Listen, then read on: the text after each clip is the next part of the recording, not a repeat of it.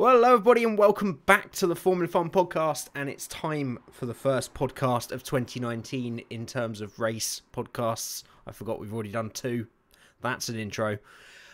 So we'll be talking about and discussing the 2019 Australian Grand Prix, and because it's the first race of the year and a special occasion, I'm joined by not 1, not 2, but 3 guests this time. As usual, Rage is alongside me. How are you doing today? Absolutely, babies. Great. And we're also joined by Foxworth. How are you? Absolutely fabulous. Right, I'm gonna keep this as just a me thing. Too late. And our final guest today is Hardy F1. How are you today, my friend? Absolutely fantastic. For fuck's sake. At least everyone's getting the meme. The meme thing. All got the meme. So, wait, Rage is a guest? I'm just sorry to I thought I was a co-host here, right? Yeah. He's been I demoted. didn't realise I was on guest status. Well, you got to be on every podcast to have that status. Have we done a Ted Kravitz? Have we dropped him? Well, was that very nice? And so you can't hear what I'm saying. It's like mass confusion. Oh. Why is that? I think we're all talking over each other probably. Oh, because that's going to happen.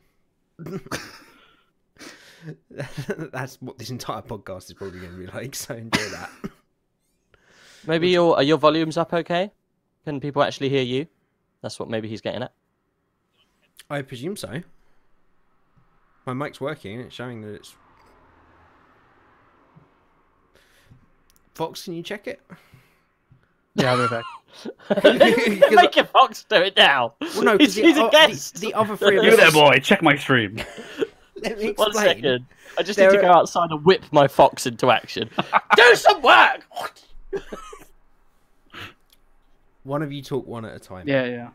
Okay. It sounds fine, but yeah, it's less confusing if we all try to talk one at a time.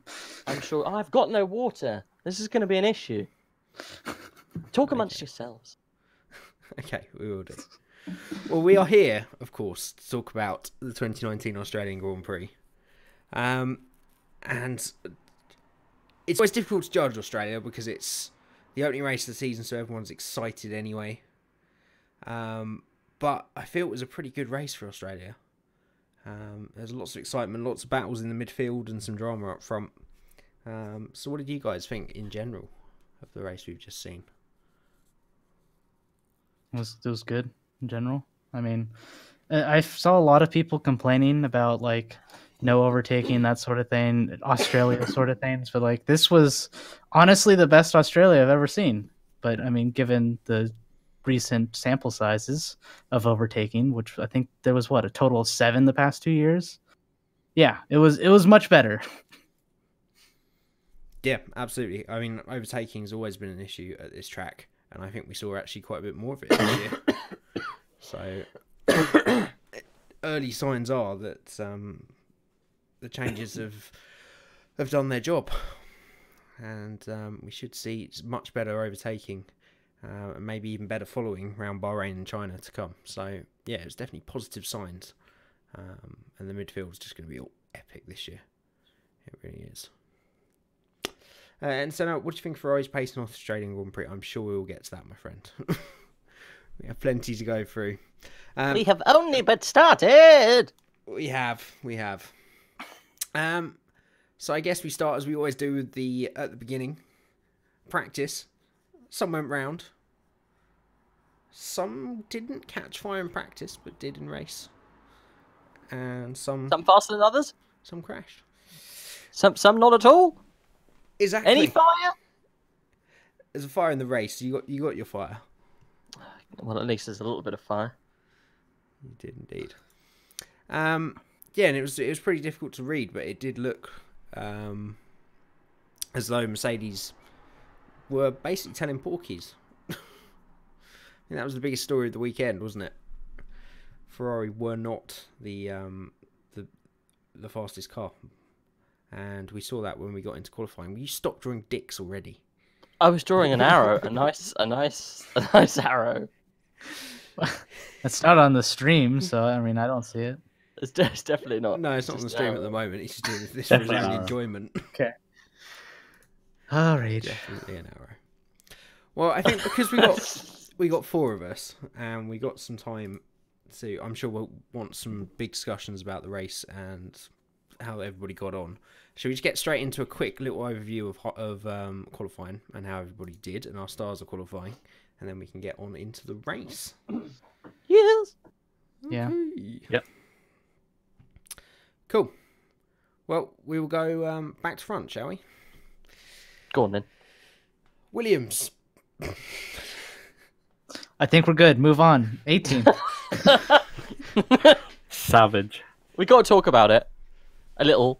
So, did anyone see Kubica come in at part of qualifying and smash the side of his car against the pit wall? That was practice. It was qualifying. It was qualifying. It was qualifying. Q1. It could have been practice. I don't know. I mean, he smacked the wall out, not in, like going into the pit I'm box. talking he about smacked the it. bit when he come into the pit.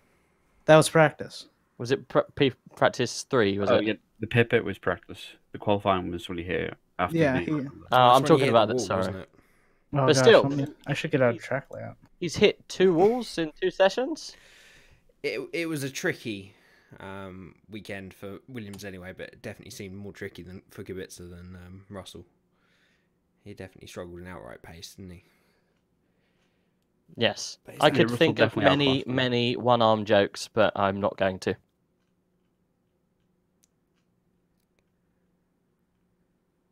Russell looked a bit more comfortable in the car than Kubica, naturally.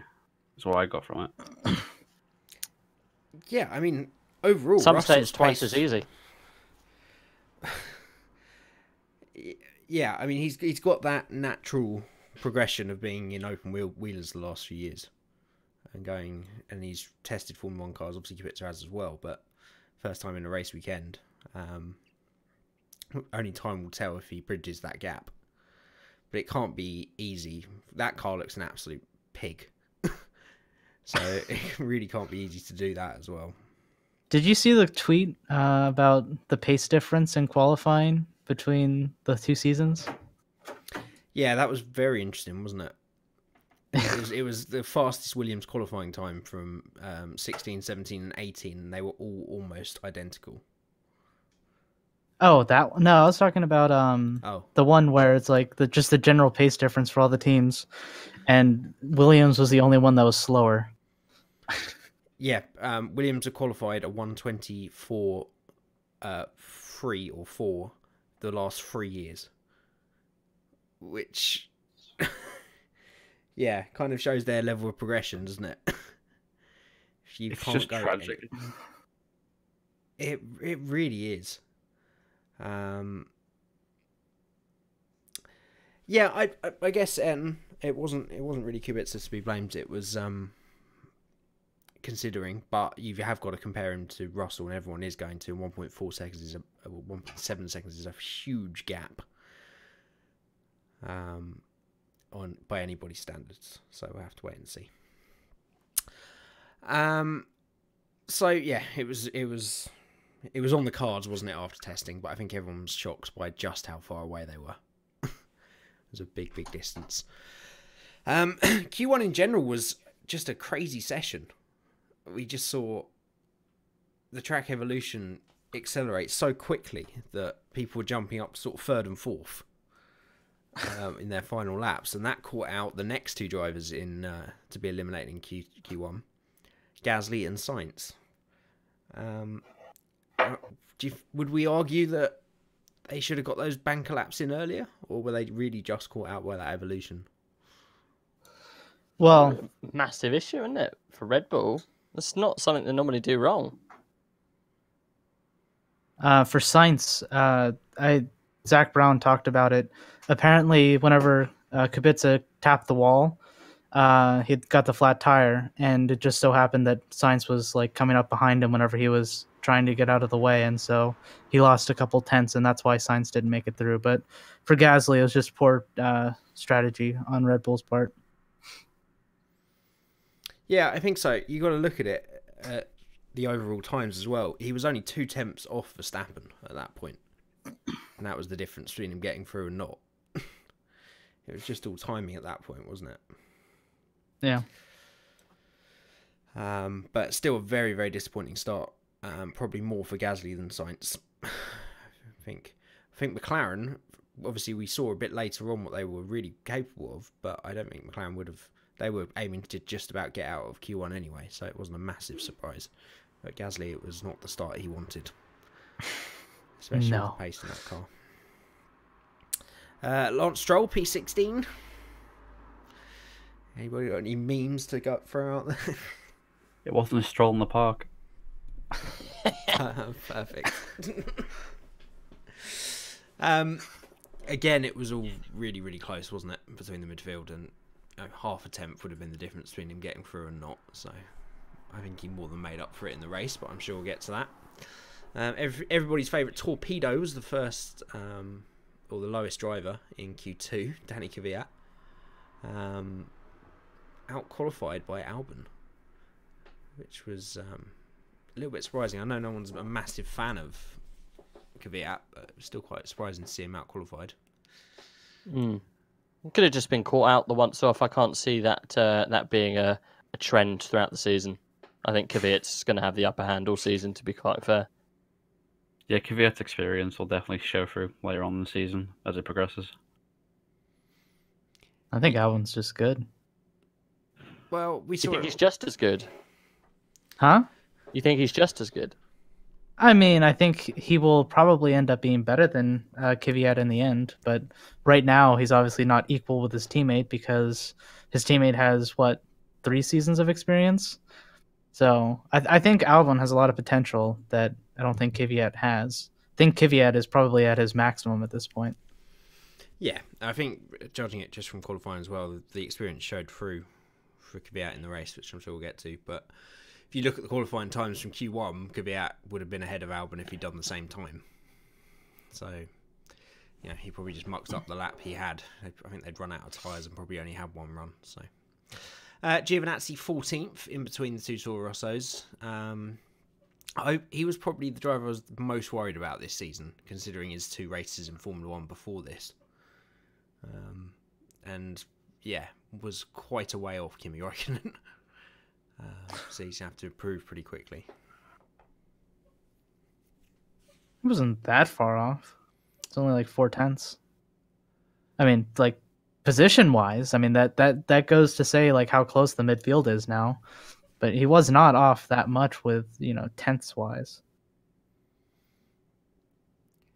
Yeah, I think, but 4 tenths is a massive amount in Formula 1 when you're in the same cars. But we'll see as the season goes on. It's only Australia, isn't it? 2 Renaults not quite being able to make it into the top 10. A little bit shocking for them in a season that they were supposed to pull away from the midfield. A bit disappointing, really, wasn't it? Not for me. I'm excited. Well, okay, for the non-Haas fans. I know what your view is going to be anything with the midfield this season, Fox. What? No. No, there's no way. Okay, good. That's what I like to hear. Sergio Perez in P10. Just sneaking into the top 10. Did a good job with that car, considering. I didn't expect that with Sergio Perez. I well thought it'd be lower down, given how even Mark Staff now has said, effectively it's last year's car with whatever developments he managed to make as Force India before the takeover. So it's quite impressive he managed to get to P10. I well thought the Renault would have definitely jumped it. Yeah, I think that was a real good lap from him to do that, and just shows his class. And he had to, didn't he? Considering so much has been said about Stroll this season, and how Perez firstly needs to keep himself as that team lead, and how it's going to be tricky, effectively racing along your boss's son. So he definitely needed that, but then didn't really shower himself in glory in the race. But again, we'll get on to that. So no, we'll do some Q&A and stuff at the end. We just get through the main section of the podcast. So save those questions for later on. Kimi Räikkönen, I was surprised yet not surprised. The Alpha looked quick, but I was really going to question how well Kimi Räikkönen would do in that, but he was superb. To pull that lap time out of that was pretty epic. And starting this season as he finished off last by the look of it. Yeah, I honestly was actually surprised in the opposite way. Just like everyone was talking about the silver bullet that Alpha had. And so for them to be ninth and not best of the rest kind of surprised me. But let's not forget where they started last season. They were close to the back of the grid. They're pretty much the slowest car at the beginning of last season. Yeah, if you Well, look back yeah. at like 15, 16, when they were just Sauber, and they were definitely the back. Yeah, and they look how far they moved forward during the season. So if they're starting at this point and have the same level of progression, then they're definitely in that fight with Haas, Renault, and McLaren, without a doubt. I was just more complaining about the hype that people were building up. I mean, I guess we always build hype because it's a new season, but still, just kind of annoyed, expecting more. Okay. I still think they did a good job, but... Oh yeah, they did a great job. Just yeah. I think we'll see the real pace of the cars and the real order when we get to Bahrain and China. And then the two Haas's Ferrari B team. You skipped Norris. You just skipped the start of qualifying. How embarrassing. Yeah, Lando Norris. It's very embarrassing because I've never been more excited for a lap in my life. The prodigal son returns. It was stunning. It's a little bit sour in terms of not having a true comparison with Sainz to see if whether that is the pace of the McLaren, but still to do that in your first qualifying session. The confidence he had was just, you could see all weekend. He was just like, yeah, I know what I'm doing. It's fine. Well, yeah, he wasn't that quick though to begin with In the race. and yeah, we'll get to that. And it definitely wasn't a good as a race as his qualifying. But even throughout qualifying, he started, sort of 17th, 18th with his first couple of laps. He just got progressively quicker and quicker and quicker until he somehow pulled that lap time out of the car.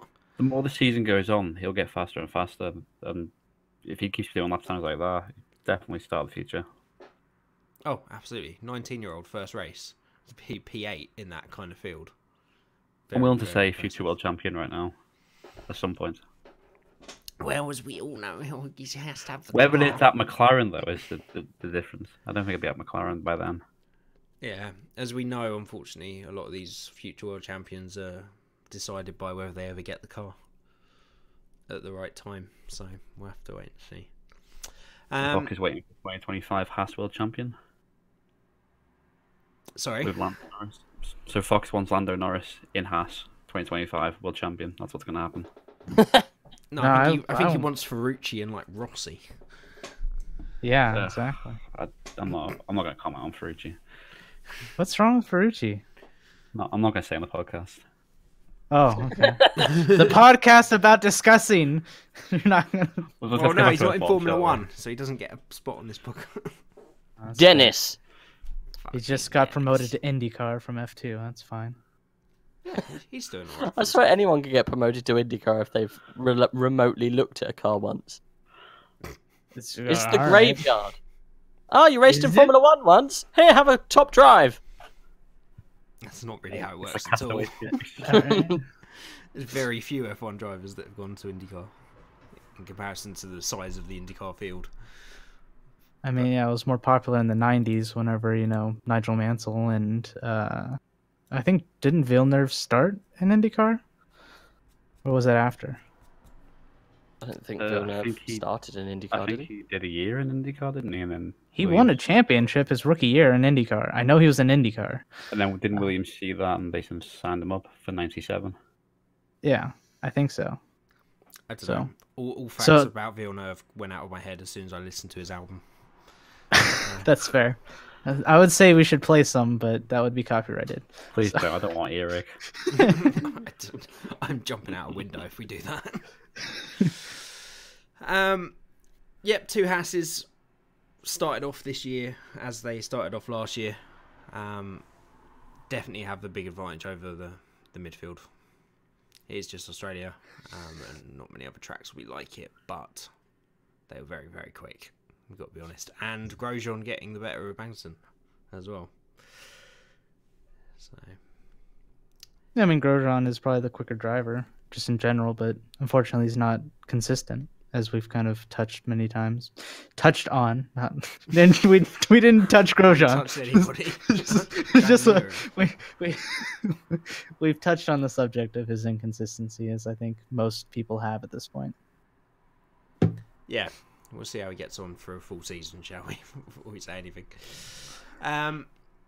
Okay, let's get on and rattle through these the top 5, and then we can get onto the race, because I feel everybody's flagging a little bit talking about qualifying.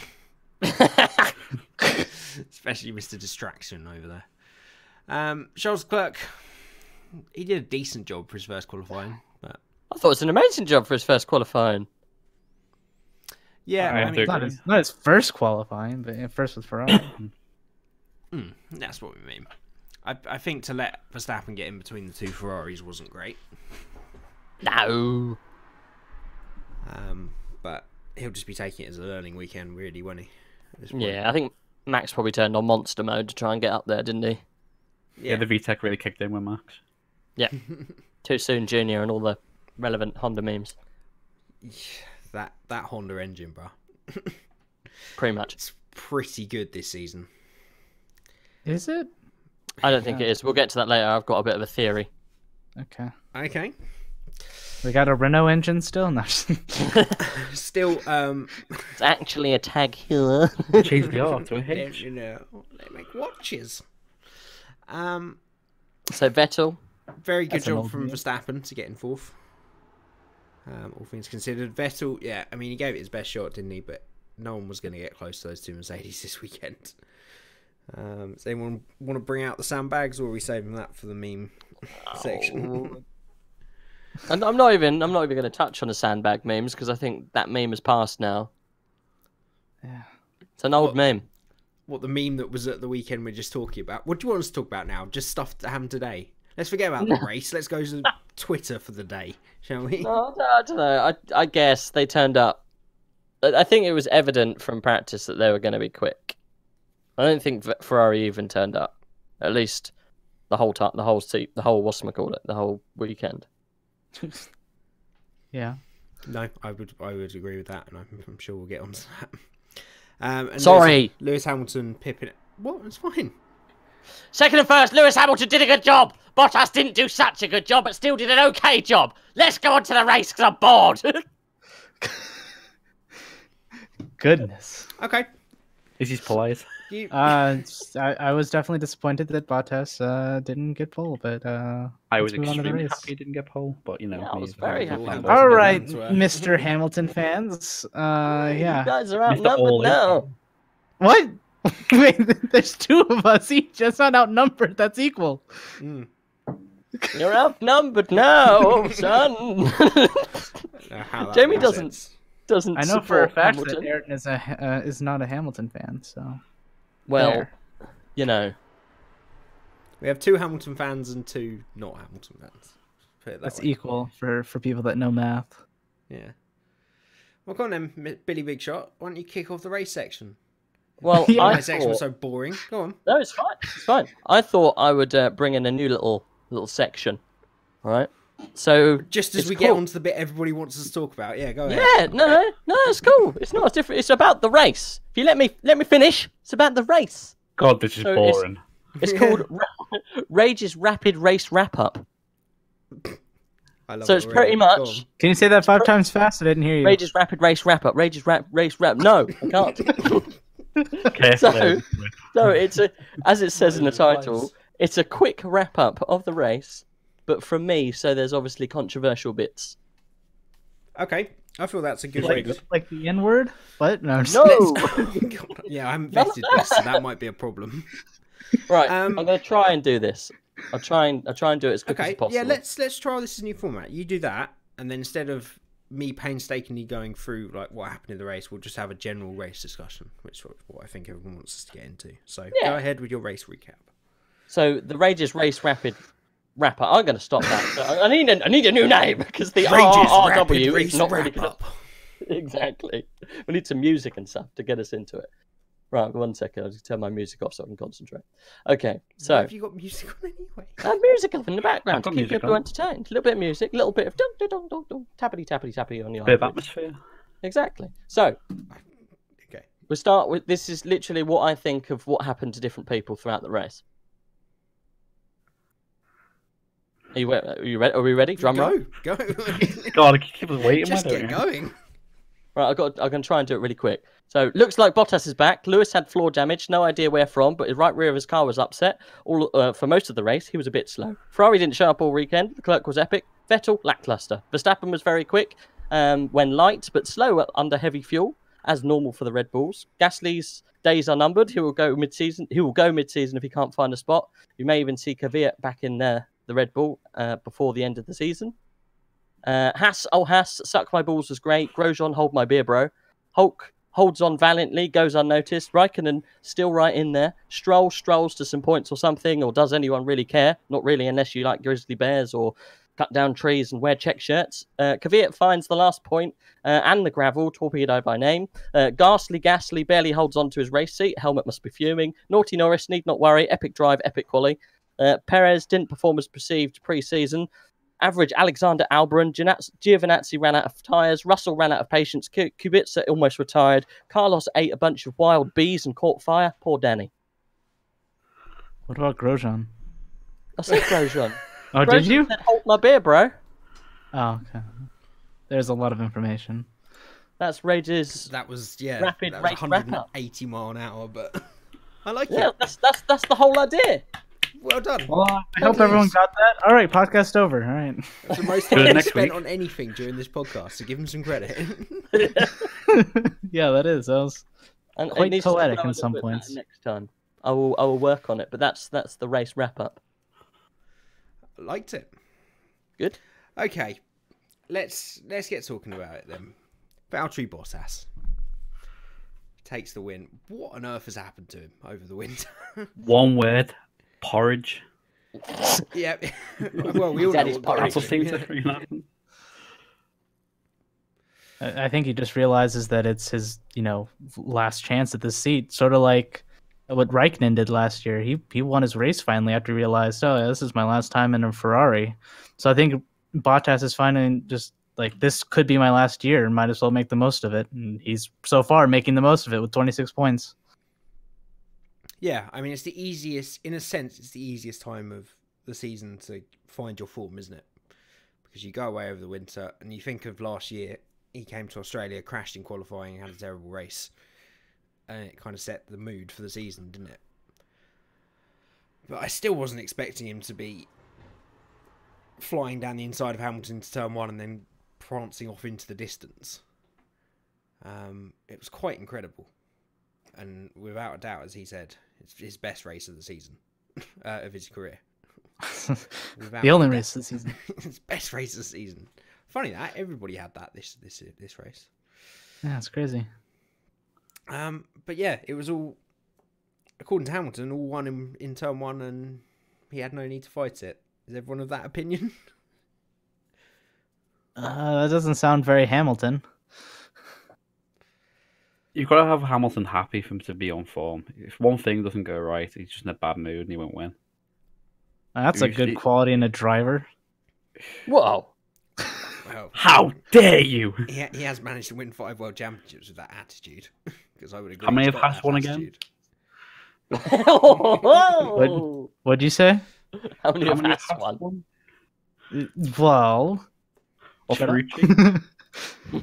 Ferrucci, he's won a couple races. He did a really good Couple job of in IndyCar. Okay, great. I think Lewis had all sorts of issues, didn't he? So apparently it was floor damage. Yeah, Oh, was it the this- real this left was the had big the difference. top bit of the floor was just gone. There was about a 6-inch section of floor that looked like it passed air from round the rear wheel.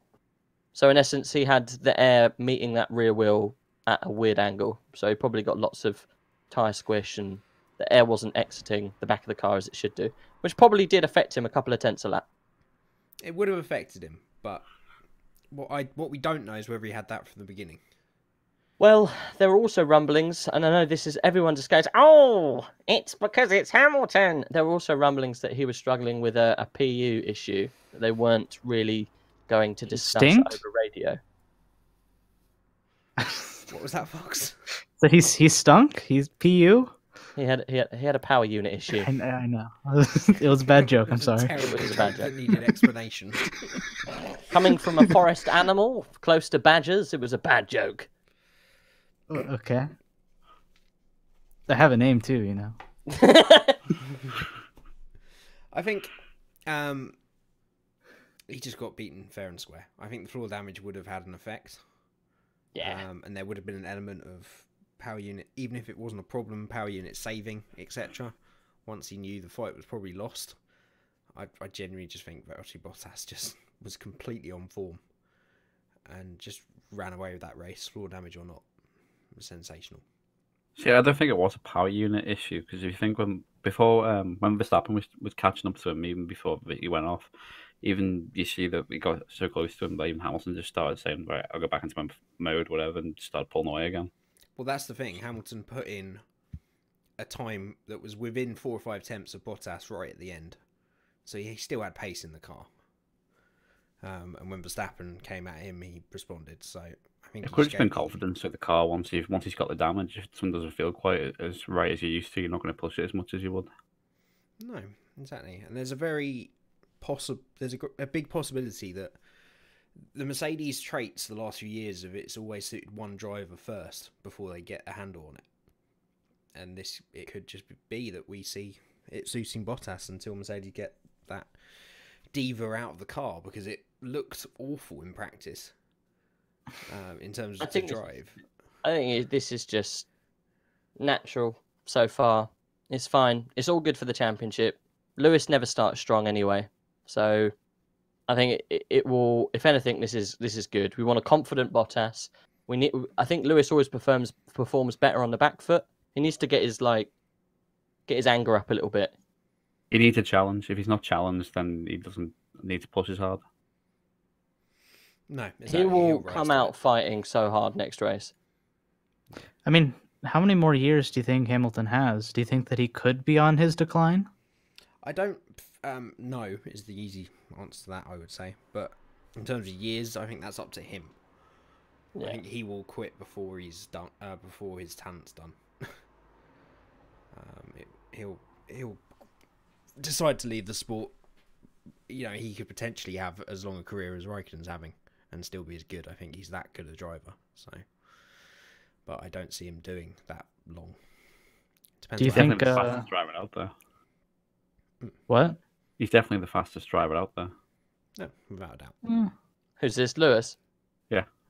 Over one lap, he's quite possibly the best. Qualifier, yes, without a doubt. Yeah, so that pace is still in there, but I think you're right, Rage. It's great for the season. It's the one variable I don't think anybody threw into the pot before the season. I think Fox, you might have, before you say anything, I think you did have some thoughts that Bottas might be a dark horse in it, but if he can keep up this form and keeps his confidence high, he's definitely a factor in this championship. Without a doubt. Yeah, I mean, all I was saying was, I think it was a season review podcast. I gave Bottas like a 2 or something out of 10, and all I said was that he can still come back. Is what I said. I didn't say he's going to win the championship. Well, I did say he could win the championship, but I didn't say he was going to. No, but I think the general consensus was he was not in this picture this year, and he was going to be a wingman again. So who's this, Bottas? Yeah. So he's absolutely blown that away, and I think in terms of shocks for the first race, I think only Red Bull winning would have been a bigger one. Really, not Williams? Williams winning? That'd be pretty big. I mean, realistic one, Fox. Come on. Norris winning? Oh, he's going to win before the end of the season, without a doubt. Who? Norris. Oh, Norris. I'm on board. I might have a favourite driver again, but I just happened to forget about him in qualifying. Good start. Indeed, yeah. Yeah, we'll get to a lot of positives about him. I guess the next big talking point of the race was, where on earth did Ferrari's pace go from pre-season? I still don't know. I'm looking for it still. Where the hell did they go? I think they're looking for it. They've probably haven't left Australia yet. We're still searching around. It was diabolical.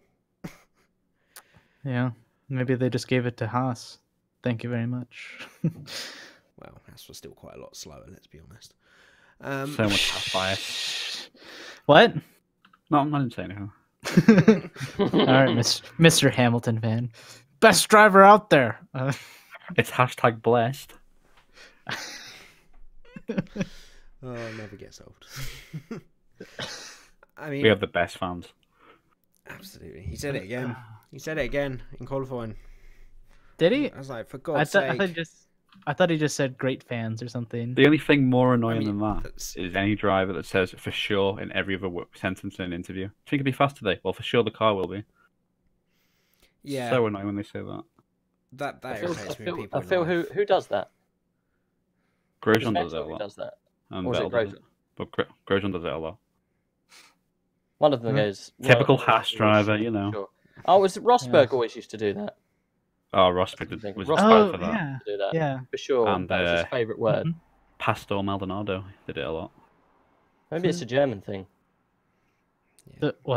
What? Well, maybe it's just the way they learn English, or it's something that is used Maybe. out of context. For sure. For sure. For sure. Yeah, Ferrari struggled. Vettel, he held on for a little bit, and he had a chance after Hamilton's stop, because Hamilton was really struggling on those tyres. But then the second half of the race, he just imploded. Leclerc made a big mistake, which really ruined his race. You can kind of forgive him for that on his first outing for Ferrari. But He went on a little grass excursion, didn't he? yeah, but he had the pace at the end, didn't he? Yeah. He was Before the lapping. team orders. Well, they say again. They say that Ferrari had some kind of, at least Vettel had some kind of PU issue. I think almost certainly Vettel had an issue. Yeah, because Whether- there was something like 8k down on the straights or something. I know that's not a lot, but either they knew that they were going to lose and they decided to turn engine modes down, or they had some kind of inherent issue that they weren't aware of.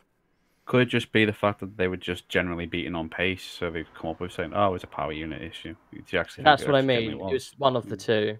They either had an issue or they say they had an issue because they were really slow. Well, there's a couple of things that conflict that. The first, well, I think Vettel did have an issue because when Hamilton came out of the pits, he was keeping pace with him and closing up on him, and then he just fell away. And when Leclerc was on his charge, he was lapping as quick as the front three, which showed the pace was in the car, and Leclerc got distanced because of his early mistake, and it took him a little while to warm up to the race. So Well, it was quite telling that Vettel came over the radio and said, "Why are we so slow?" There's a little bit of a pause, and then there was like, "We don't know." That's very Ferrari. You know, they don't want to show their hand at all ever. So, you know, I wouldn't be surprised if he was harboring something that they don't want to delve into. They also told Leclerc to back off as well. Well, Instead that's of the just... next Whole position. discussion point, yeah. Do we think that was a good move from Ferrari? It would have been a PR disaster back on Maranello if they had let Charles Leclerc get past Vettel. All the headlines: "New boy Leclerc faster than Wonder Boy Vettel." But for the racing fans' perspective, they should have just let Charles have a go at it. And if they weren't going to do that, then why didn't they just let Charles go and get these set of tyres on? He was massive time ahead of Magnussen and go get the fastest lap. Yeah, get the extra points. I literally have no idea what they were doing with that strategy call. Because they had 27 seconds back to the Haas. Was it the Haas? Magnussen? Yes. So they could have pitted and gone for fastest lap. Why didn't they? That was an extra point in the bag. The only reason I see for why they didn't do that is because maybe they didn't want him to take any risks and crash the car. But if you're going to put him in that Ferrari, you should be ready to take risks. Yeah, I didn't understand that call. I was sat there going, why is no one else going for this fastest lap point? The only people who wanted it were Red Bull and Mercedes. Apparently 1 point isn't good enough for Ferrari. I think there's a very obvious reason why. Why?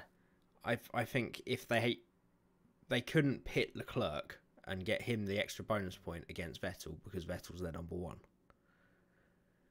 Why not? Vettel would have been, you know what he's like. He would have been so angry about that.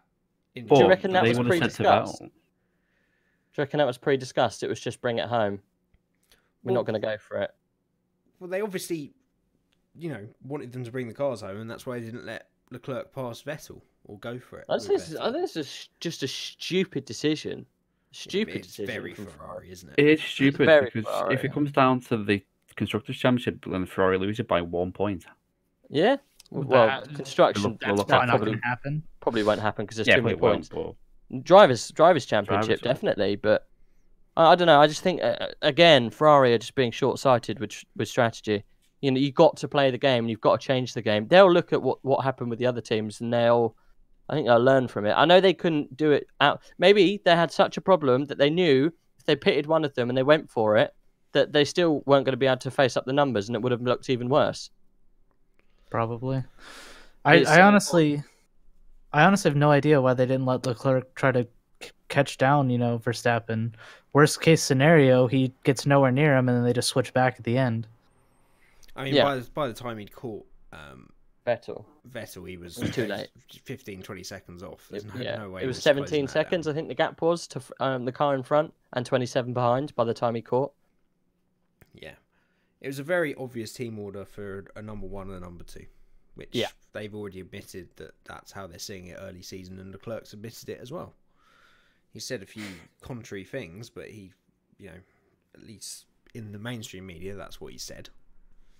I think Yeah. Leclerc's in it for the long game now. He knows that seat's going to be up in a couple of years' time. Vettel's already been chirping about retirement anyway, so I think Leclerc's just got to face the storm, show he's loyal, and he'll get number one status soon enough. Yeah. He said it very interestingly. He said, "Yes, Ferrari should have a one and two driver, sort of thing." He's like, "And it's my job to become the number one driver," sort of thing. So Yeah. So Very- he knows his very position at the interesting. moment, but he knows where he needs to be. yeah, And the thing clearly is, waiting for them to have a massive problem, or maybe crash out and then pounce to make him look even better. yeah, I mean, it's just having a good head for Leclerc. He knows, as you say, he knows it's a long game. Even this season, he knows he needs a few races to get up to speed, get a feel for the team, get a feel for where Vettel's pace is, and then 5-6 races in, he can, if he's got the speed, it just naturally be ahead of Vettel on track anyway. So, it would have been a bit of a silly thing for him to disobey Ferrari in the first race if that's what they told him to do. Well, the thing I didn't like is that he asked them, but I guess that was probably like, It's just protocol, I guess. yeah. I guess that is a good thing to do probably for your teammate. You're like, can I pass my teammate? No. Okay, fine. Yeah, that's always gone really well in the past with some other drivers. Don't Yeah. forget Seb and Multi 21. So if he ever gets Yeah. flipped around, it won't happen the same for Leclerc. Yeah, that's one thing that I hoped would happen. Just like come into the what do they call it? The cool down room and just like multi 2-1, Charles, multi 2-1.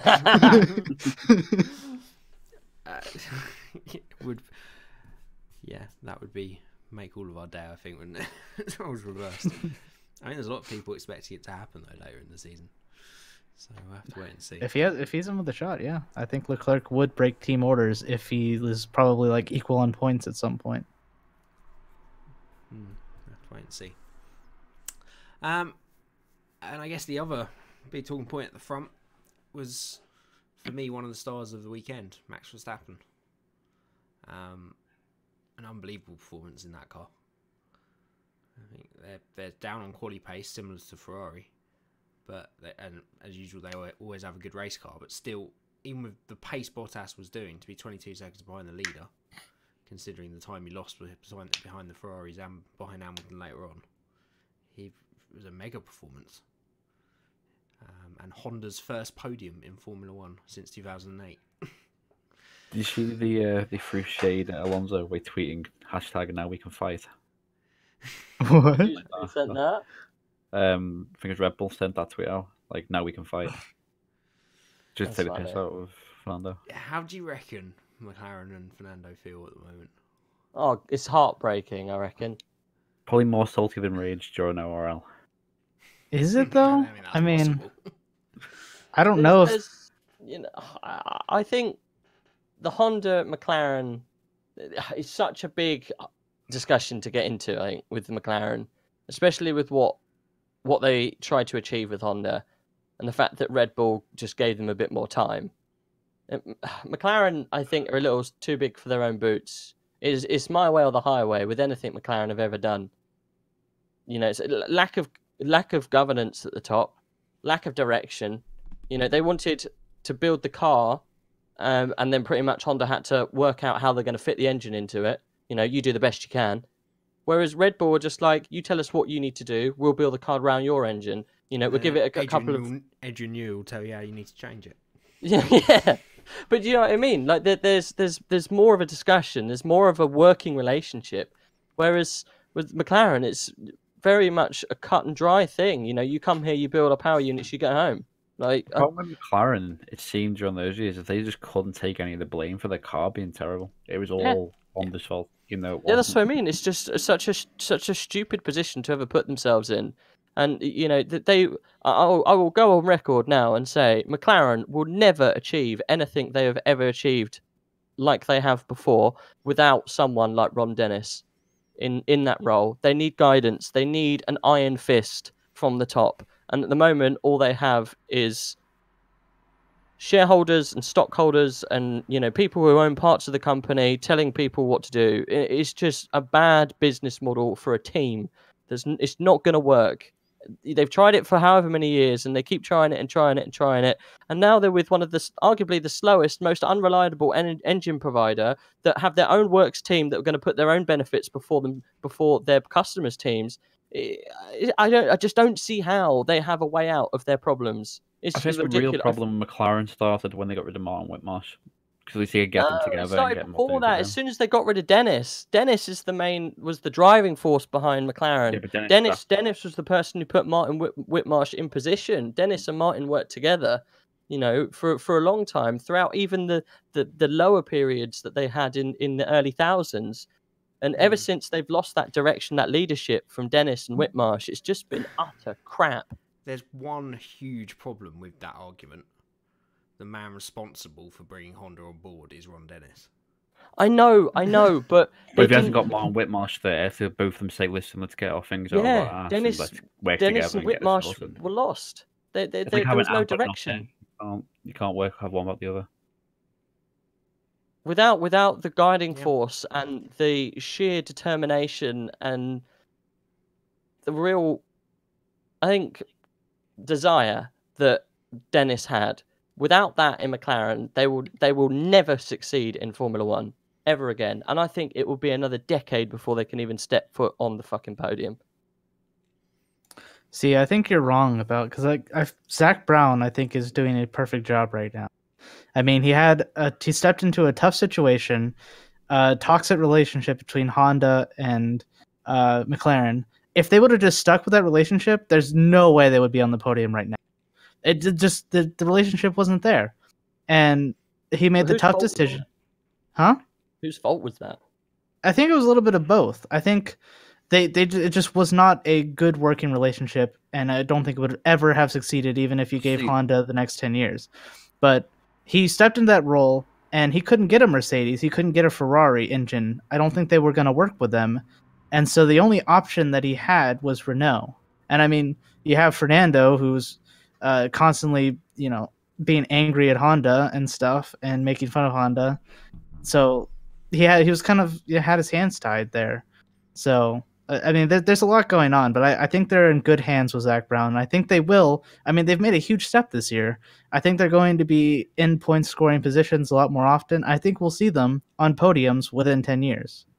See, this goes back to what Bernie Eccleston used to say, where it's once you turn almost a dictatorship into a committee, you start getting problems. That's why he wanted to have control of F1 completely at the time. Once they got rid of Martin Whitmarsh, once you got rid of Ron Dennis, you start saying, right, get everyone together as committees. What do you think? What do you think? And you get mixed messages across. Honda were trying to build an engine for the car, being told the car's going to be like this, going to be like that. They build the engine, the car's not like that. And then once something goes wrong, they're getting all the blame, but McLaren won't take any of it. It's just it was an unhealthy relationship from the start, because there was no one there to say, right, well, let's come together and do this way. Let's actually focus together and have some kind of clear guidance. Zach's doing a good job for what he's got, but I just don't see without the backing of Zach and being, he needs to come out and be like, right, this is how I want it to be. This is how it needs to be. Not just, yeah, we're going to do it like this and we're going to be okay. He needs to actually take control of it. Zach. I think you are right, Fox. Zach has done a good job, and I do like having Zach at the forefront of McLaren. But until something drastically changes, there's going to be, and the unfortunate thing with McLaren is, they don't have a clear ownership. They don't have a clear path, a guidance, a guiding force. Arguably the top teams, they do. You've got the guys behind Red Bull. You've got Christian Horner, you've got Adrian Newey, you've got what's the really influential guy who actually owns it, Jamie? Dietrich Mateschitz. That's the one. Dietrich's back in Austria. These are powerhouses of leadership, design, technical structure of teams. That it's a winning combination. Mercedes, you've got Toto Wolff working there. Yeah, certain things have changed in the technical aspect, and you've probably got people in the background who you got everything back at HQ. But it's leadership that gives results. Is nothing else. It's good leadership that gives results, and clear leadership. And I think you're right, Fox, that Zach will bring that in, and Zach has bring that in, and it has slowly increased their performance. But yeah, hopefully 2021 with new regs, it will even the playing field, and we'll see good things. It's evident that good leadership and strong direction wins races. You just look at Ferrari. You know what I mean? They haven't got good leadership. They haven't got strong direction. Team boss seems to change every 3-4 years, and they're not winning races. Well, they are, but they're not winning championships. Right, but bar one, they've been in championship fights since 2010. Yeah, I know, but McLaren have not been. So I know it's more wild with McLaren, but it's no coincidence that when Ron got the boot, McLaren also went the same way. I feel like the writing was on the wall. Yeah, I feel you really underestimate how little influence Ron had in the actual day-to-day running of the Formula 1 team from about 2009, 2010. And they still did very well. In my opinion, Zach Brown is the right man for the job, and they've gone completely the right direction. Two big problems have been some clearly defunct problems with the way that they're designing cars. In 2013, they had the quickest engine by a country mile, and they were nowhere. So it's fundamental problems with car design, and that's continued ever since. Bringing Honda on board made the problem worse, and I think Fernando Alonso made the problem worse. Yeah, I think he did. All of those things together really did them no favours, and this year I can see already that they're doing what they need to do, which is fundamentally fix their problem with being able to design a quick racing car. They will not have the quickest engine until 2021. That's their chance. I completely agree. Not 10 years, a couple of years. But they need to show that they can get back to building and improving throughout the season a quick racing car in terms of the chassis. That's been their problem. If they do that the next couple of years, 2021, I could very easily see them being back towards the front. But I hope you're right. It's just been. I think what also helps is, like, you look at Mercedes, what they always say is, like, see it, say it, fix it. And they've got the atmosphere where they can sit down and say, well, what's wrong with the car? Have you spotted this? Or what's the fault? Okay, well, let's see it, say it, fix it. Whereas back when Honda joined with McLaren, it was the engine's too slow, it's too crap, it's too rubbish, it's your fault, our drivers don't even like it, it's terrible, it's awful. There was no, like, actual, like, guidance in there for them to have an equal ground. So, well, hang on a minute, wherever they're saying it's all this, why don't we work together on getting that sorted? Then let's get this sorted. Let's take the pressure out of the situation. Whereas it was so detrimental to them because they didn't have the open atmosphere. I think they did to begin with. It did, and it just slowly they got very frustrated very quickly. Yeah. I think it was complete denial of the actual, or at least the unwillingness to admit to the press that their car was crap, as in their chassis design was crap. Well, they still sat by and said, we have the best chassis. We've got the best chassis. Look what happens in this turn. Like, we're the quickest. Like, I mean, they had a decent chassis. They haven't of past couple of years, but I think they completely redesigned it. So like they had that with 2017, they had a decent chassis. It was not the best by any means, but they severely reduced their downforce whenever they changed engines. I think there's been good elements to car design there, but they've definitely been nowhere near the front three in terms of chassis. Oh yeah, I'm not saying I said It's decent. It's probably a massive personnel problem as well. You know, not so many people. They probably lost a lot of important people who we don't necessarily hear about. I know they had a big aero guy leave, come back. Can't remember his name now. Begins with P. Peter Pedromo. That's the one. I don't know if he's still working with them. Is he? I think he's finally back with them, but I think he took a leave of absence for 6 months. Yeah. So, you know, you need the right people in the right places. And F1 is always very much that kind of headhunting environment. Yeah, so they need to get you know, the team in place and fix their fundamentals, which have been wrong since 2013. Yeah. Long before they got a Honda engine. So you guys keep on mentioning the 2021 regulations. Have you heard the news that it might not be 2021 anymore? No. So there's talks about delaying it, and this sparked conversation about Red Bull leaving possibly if they don't get their act together, which makes me wonder if they're planning on leaving. If the 2020 regulations don't happen, then do they even think they're going to be competitive with a Honda engine? I think Red Bull there's been whispers about them leaving for a while, and a lot needs to base on that 2021 model to line up with their ideals for Formula One. And there's a lot of drivers and teams that are waiting for that.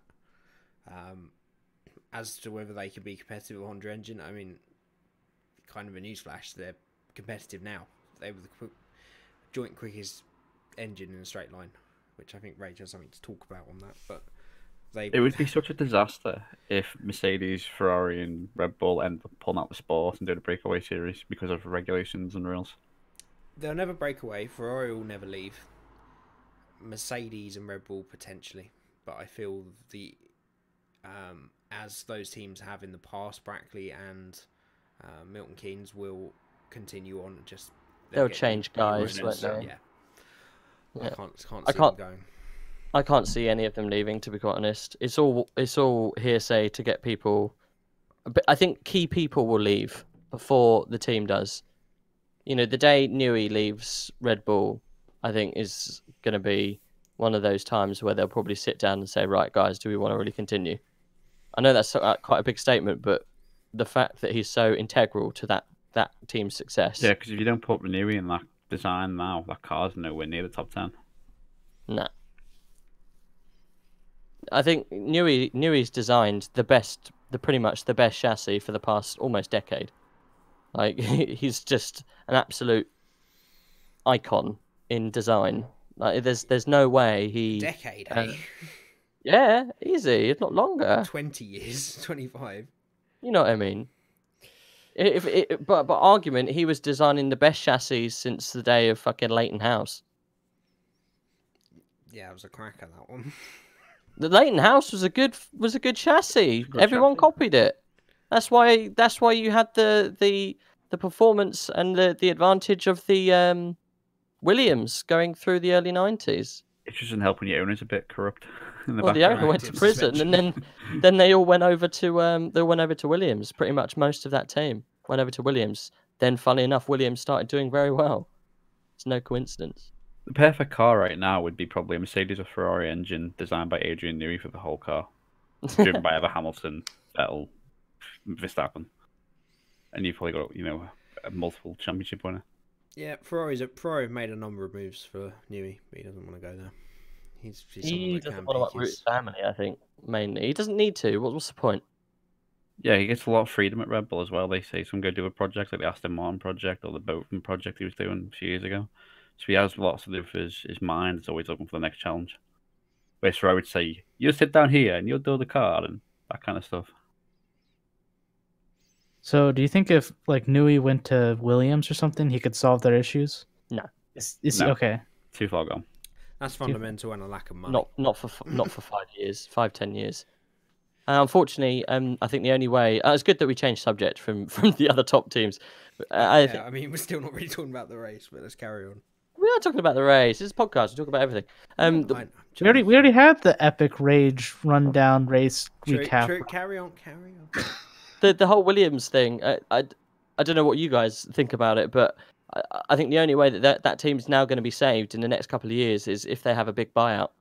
Yeah, You know, which if Claire they Williams will never you do. know, one of the big teams comes in, Porsche, BMW, and they race as Williams Porsche or Williams BMW.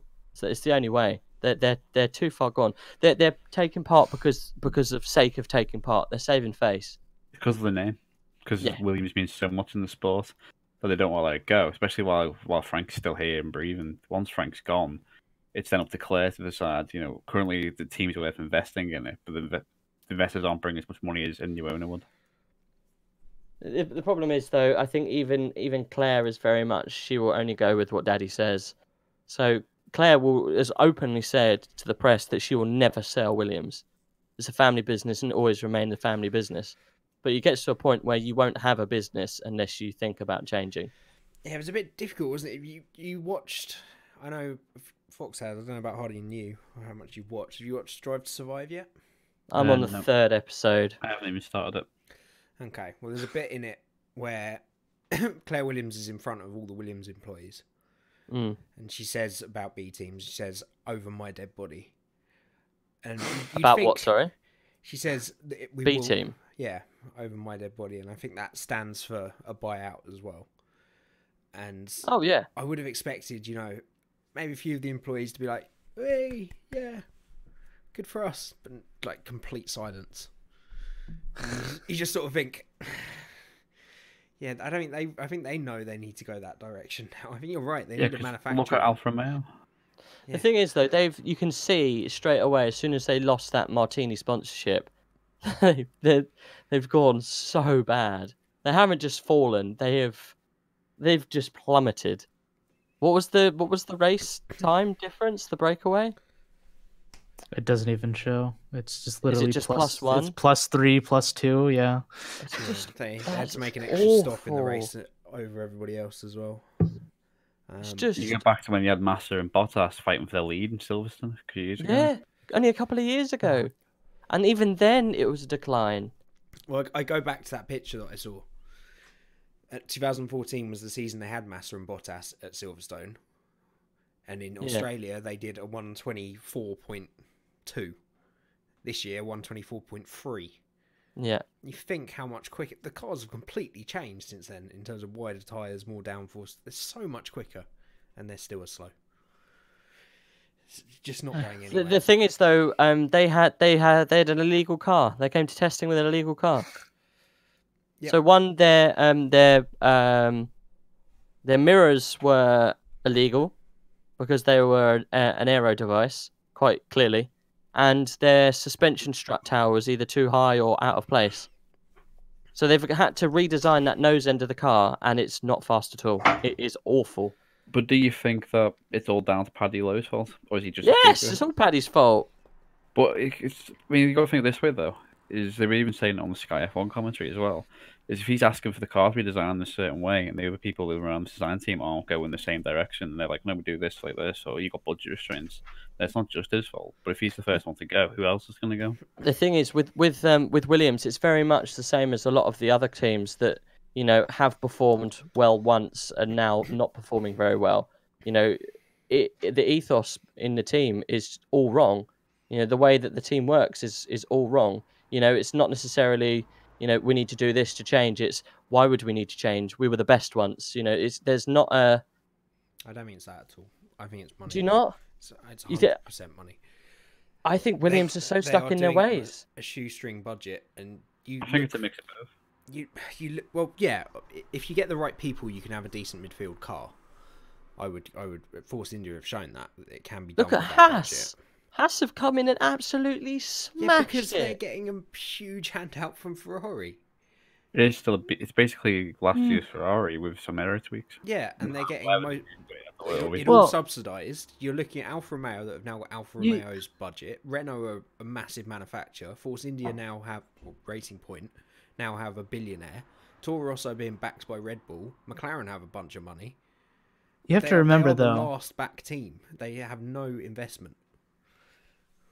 You have to remember though that Haas doesn't have a factory. They outsource all their like part production.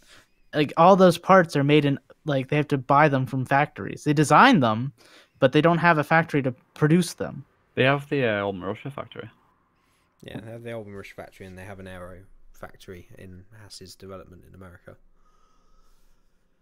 I like Haas. That's what Will Buxton said. The problem with Williams, Claire always comes out and says the team's for investing and she brings one investor. Whereas you look at Racing Point and they've got a consortium of 5. Yeah, they've got a huge amount of money. Alfa Romeo may bring a huge amount of money. Toro Rosso are golden. Yeah. They are the last team that is operating without this big outside help, and that can only so much.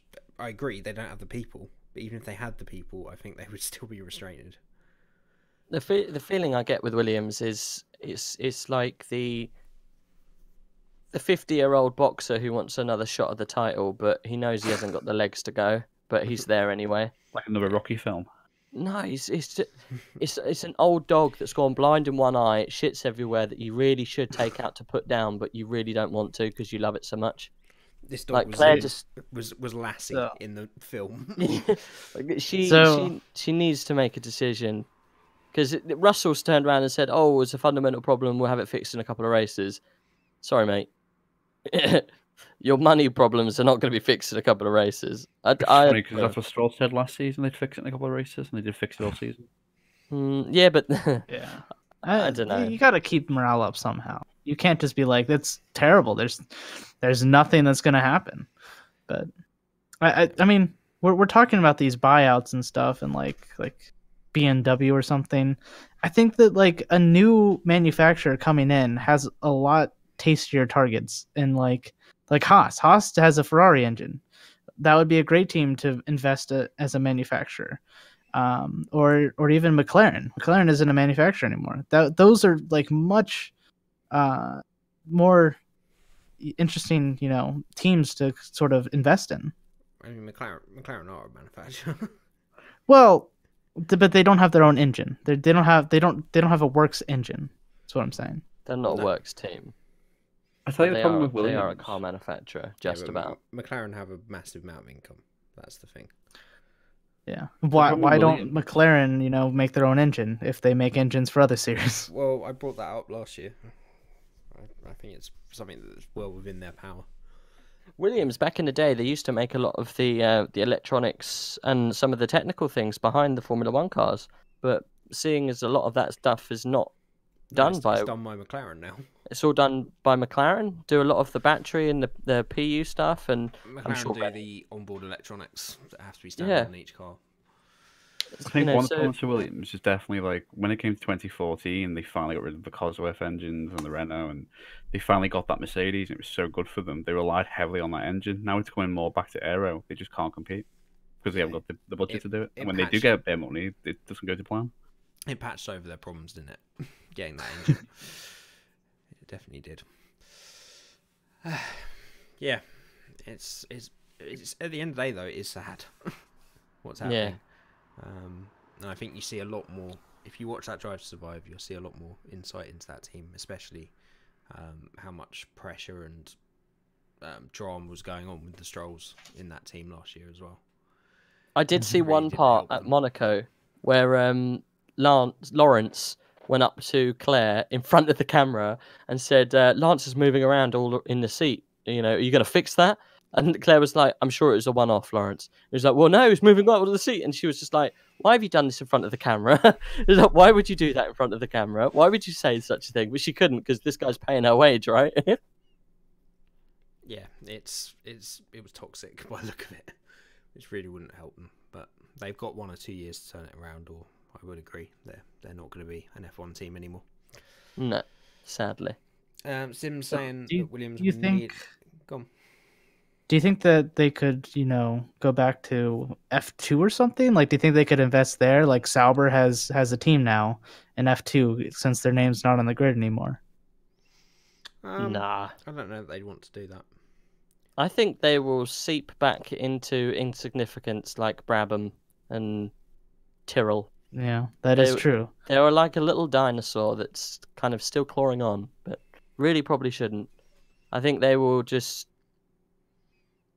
go stagnant in their trophy cabinet for a while, and they won't. Yeah, they will just live on the little money that they have left. I can't see them ever selling that team, and that in essence will kill them as a team. Yeah, I'd agree so. Anyway, should we move on? Should we do something else about what happened actually in the race? Should we go for a little race recap? Yeah, shall we? Let's talk about the race. We're an hour and a bit in. We haven't started yet. We did the race recap. I thought that was the point. That was your point. No, it's only a little race recap. I literally said this to you half an hour ago, and you went, "No, I did my race recap, mate. Don't need to." All right. Well, let's talk about. We've done the top bit. We've done Mercedes. We talked about what happened with Ferrari. We had a brief discussion about what happened with Red Bull. So, how spicy was the midfield battle? Now that it's finally condensed a little bit, you saw a little bit of that new aero coming into play. Did you notice the overspeed difference on that DRS when it was open? It's massive. Yeah. Like they were passed quicker than you can say baked potatoes. Yeah, like your name is Lando Norris. I just thought it was absolutely that little mid-pack battle was great. I was on the edge of my seat. Oh, it was absolutely the best thing.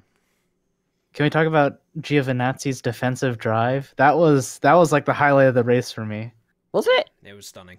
It was great. You think it was stunning?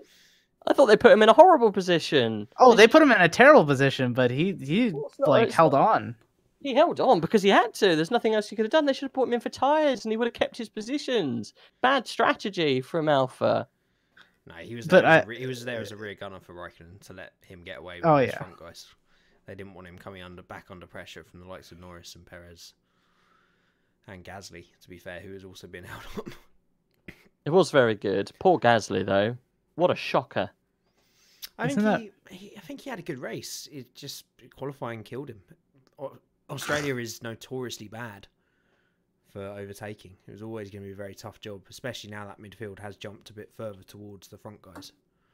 I'd have to look, but I'm pretty sure it was a very rare thing for a midfield team to finish on the same lap as the leaders last year. Haas did, didn't it? Yeah, so Haas did this time. Yeah. So, and we saw. Well, Haas didn't finish last year, but let's not mention that. No, but I don't think who was fifth last year. Alonso, wasn't it? I don't think he was on the lead lap last year, as far as I'm aware. But anyway, they seem to have got a lot closer, and that's going to make it even trickier on these tracks that you can't overtake for these. You know, you can't just stay out 10 laps, 15 laps longer and jump the entire midfield anymore, which is how it needs to be. I think those top teams are starting to hit that wall, and it's going to make it very interesting around some tracks. But yeah, the midfield battle was insane. Who would you say out of all of the midfield battles? So let's go from, say, Kimi Raikkonen, Lance Stroll, Danny Kvyat, Pierre Gasly, Lando Norris, Sergio Perez, Albon, Giovinazzi. Who would you say out of all of those was your top driver this weekend out of those boys? What was Magnussen in there? Or was that Magnussen was further up because he wasn't really a massive part of that, was he? Because they were out on their own a little bit. The Hulkenbergs, Raikkonens, Magnussen's, they were up a little bit further. I would say from maybe Stroll down to Giovinazzi. Who would you say was your star of the show? Kvyat. Strange you would say, because I would also say the same thing. I'd also say Kvyat. Yeah. What a drive! Yes, he went off at one point, but damn, this kid wants his seat back. What did you say? Stroll. It's just Stroll! Yeah. Get out. He had a great weekend. He did. I don't care what anyone says. He showed his talent this weekend, without a doubt. Well, I don't how. Go I on, have your little Kvyat bash. No, I'm not bashing him. I thought he was very good. No, like the this. other type of bash. I'm really excited to see him. He's fighting for that seat. He knows that he can get into that seat. If Pierre doesn't perform, then he's at the moment. If he can put himself in the position where he's the logical choice, he will get promoted again and be back where he was. This is redemption, Danny, the torpedo of redemption. I am team Danny Kvyat. He did make a glaring error though, which for someone of his experience was a bit. He made one small error, yeah. Yeah, but you shouldn't be making it at this level. I guess he did well, absolutely. I think a lot of the drivers in that group did well. Albon, Norris, Kvyat, and Stroll. all very impressive. And Giovinazzi's defensive driving, he's definitely made some step forwards. Well, he didn't stick it at a barrier, so he's definitely made some steps forward. I feel like whenever you say that he shouldn't make a mistake like that, that's racing. That's what people have to do. I mean, like people are like, why did that guy crash? Because he was at the limits that he was racing. He was like on the edge the entire time. That is racing. So it happened to Leclerc. It happened to old Charles. And that's a mistake he cannot make in future. It's similar to Kvyat. That is a mistake that they have to make. Bear with me, Fox. Beginning of the season, they can be forgiven for it, absolutely. But it's something that their traits of, especially Kvyat, that were the things that meant that he was not in Formula 1 anymore. That's what I mean. It can't be a regular occurrence. Yeah, yes, it can happen with certain drivers. We saw with Vettel last year. One of the best drivers in the world just goes straight off into the barrier when he's leading the race by a country mile because he was pushing too hard. So yeah, I agree with you. It does happen because they're on the edge, but I'm just saying it's a bit of a red flag this early, but we'll see. Similar with Leclerc, it's a mistake that he cannot afford to make going forward. I would be very happy sitting in my Kvyat house if I was Danny after that weekend. Yeah, I think considering he got out-qualified by Albon, it was a great comeback. And a very mature race, apart from the mistake. But Stroll, for me, just completely outclassed Perez in every way this weekend. And shocking to see. I think, didn't Sergio come out and say he was impressed by Stroll's pace? Yeah, he said he was surprised or impressed. I think everybody was, but I think a lot of the things that we've forgotten about because of the money and because of the mistakes from Stroll is what a lot of people say in the background, that in the junior categories he was one of the best. Money or not, you still have to go out there and do it on track. So with a car under him that can potentially be in those points every weekend, I think we're going to see a good fight between him and Perez. I love it that Perez has held on for so long to his career. He's been like a consistent person in a car, hasn't he? Like, even good drivers have come and gone, and he's stayed, pretty much he swapped between every midfield team, but he's always there. Kobayashi came and gone, but Kobayashi was a damn good driver. Sergio Perez is still here. He's a great driver. He is such a good driver. Yeah, I like Perez. He's an unbelievable racer. He's never been great in qualifying, but he is one of the best racers in that midfield, definitely. Lando Norris, what are thoughts on his opening weekend? I thought it was a bit disappointing in the race. The race was disappointing, but he had some brilliant racecraft. He was very controlled and very smooth. But I feel he destroyed his race by not being able to get past Giovinazzi. I mean, I feel like no one could have got past Giovinazzi the way he was driving. Magnussen, Hulkenberg, and Raikkonen did very quickly. Did they? I thought they came out in front of him. No, they all came out behind. Oh, okay. Giovinazzi was up in about P5 at one point. They all just cruised past him. I think it was Norris's. It's his first overtake in an F1 car. I think he was just playing it cool, which is the best thing to do. We've seen so many rookies just come in and immediately try and dive bomb. Danny Kvyat. But I think he did the right thing, but it destroyed his race. He can't keep that up for too long. But it's still a very impressive opening weekend. I think that I think his qualifying performance will raise him up above. He came in. I think he bossed his first race. To be fair, I think he did well. Racecraft will come. Yeah, when you get into a season after you have your first race, that pace is the most impressive thing and something that you can't necessarily gain over time. To come in and be that quick immediately shows that he could be a very, very quick qualifier in the future, and the race cars will come. And Senna can Mika Hakkinen come back and race for Mercedes? I don't think so. I think Mika would probably want to. He might be able to get a Williams seat next year. Yeah, but so could me and Foxworth. Yeah. I don't know if I could fit in the car. Still gotta keep on working out here. I definitely can't fit in the car. You bring a sponsor, you will. Yeah.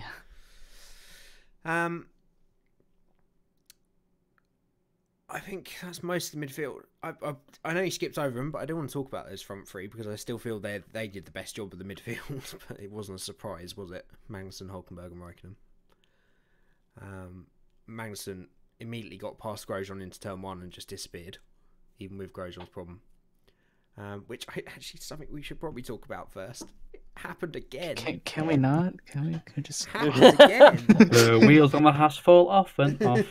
Well, see, it wasn't necessarily this. It wasn't the same thing though. Like It was They- wheel this time. They had a problem with the There's- front left, and then 10 laps later the wheel fell off. I'd say it's pretty It similar. was a damage. yeah. 10 laps later, I don't think it was a problem with the pits. I think it was a problem with the wheel nut because he passed. He passed. Was it Norris and Giovinazzi going like 240 kilometers per hour? What I don't know. I know what you Kilometers. mean. But like, I feel like it was just a wheel nut failure in the end. I mean, obviously there's something wrong with the gun and the wheel nut going on because it went on slow. But I don't think it was a problem with the pit crew. I think it was a problem with the equipment. Is my point. So it wasn't. It was similar, but not the exact same. Well, I think it was last year was a failure, problem wasn't with the equipment as well. It just manifested itself a lot quicker. I know what you mean. It was obviously the wheel was fine for 8 or 9 laps. If there was any kind of problem immediately, he would have just fallen off the track. So I know what you mean. It's just for memes, man. Just have to happen again, didn't it? Everyone is everyone saying like, oh, it's the same thing. It happened again. Oh gosh, and it's like it's not the exact same. Well, yeah, it's either the wheel gun failed or the wheel nut failed, and the wheel gun. Either failed way, a last wheel year. still came off, but it's just so devastating for Haas. I mean, they're gonna be fine the rest of the year. They were fine all the rest of the year I last can't year. wait to hear what Gunther said. I just can't wait. I bet it He involved is many the F1s. highlight of that show. Oh yeah, Absolutely. definitely. The memes afterwards were absolutely amazing. I don't know. Christian Horner and Cyril Beaton will come a close second. Oh yeah, that's fair. Two estranged lovers at that point, or old marriage partners. I felt like I was watching a Ricky Gervais comedy when they were meeting outside after Honda had announced their Red Bull announced Honda. It's the most awkward thing I've ever watched. I love how Cyril people just got him back with the Ricardo signing. Just like, It makes more and more sense. That's why they did it. Just out of spite. Yeah, completely. yeah. Yeah, I'm not This as is big a why you fan. don't let your engine manufacturer joke with your driver that they're going to sign him. Gosh, just like flirting with a married couple, it's just not good. I mean, like, no, like you know, Well, That's why I do don't you- flirt with do Rachel. you get the analogy though? God, No. I hope not. Okay. Yeah, I get it. Okay. Yeah. All right. Yeah, I guess just a couple. I guess the start is the big thing we need to talk about as well. Daniel Ricciardo, Ate some grass and died. clumsy for Well, him. Did you say Red Bull gives you wings, but Renault don't? So he would have just glided over that bump in a Red Bull. I'm glad I wasn't one of those idiots that turbo drivered Ricardo at his home Grand Oh, Prix. shut up about that. After all of that the bad luck that he's had over the years, I dodged that bullet. I I've got a the funny full feeling force of I may have bullet. turbo driven him. Yeah, I think most people did, including I Fox. didn't. I managed to get second in the fantasy. No. I didn't make up for it. Not fair. I instantly cried. It was. Yeah. It Yeah, I was- did kind of scream. It was sad because it would have been super interesting to see what he would have done in that midfield fight. And seeing where Hulkenberg ended up, there's potential. Yeah, I was surprised Hulkenberg outqualified him. Yeah. Although It's I'm teething not. problems, new I was- team. It's Hulkenberg's team for the last couple of years. He's more Yeah, comfortable setting to the Not car. Yeah. more comfortable. Ricardo at home's got the pressure to perform as well, and he's just got Yeah. to drag everything out, plus track evolution and everything else is going on at the same time. So getting the strategy right was hard for qualifying. They were so close though. Yeah, I that's what I said. I'm surprised, but I'm not. It's like it was surprising because of how good Ricardo's been, but I think everyone knows that Hulkenberg will show his class this season. He has to. Yeah. Yeah. But whether he has that ultimate pace and killer instinct that Ricardo has, we'll have to wait and see.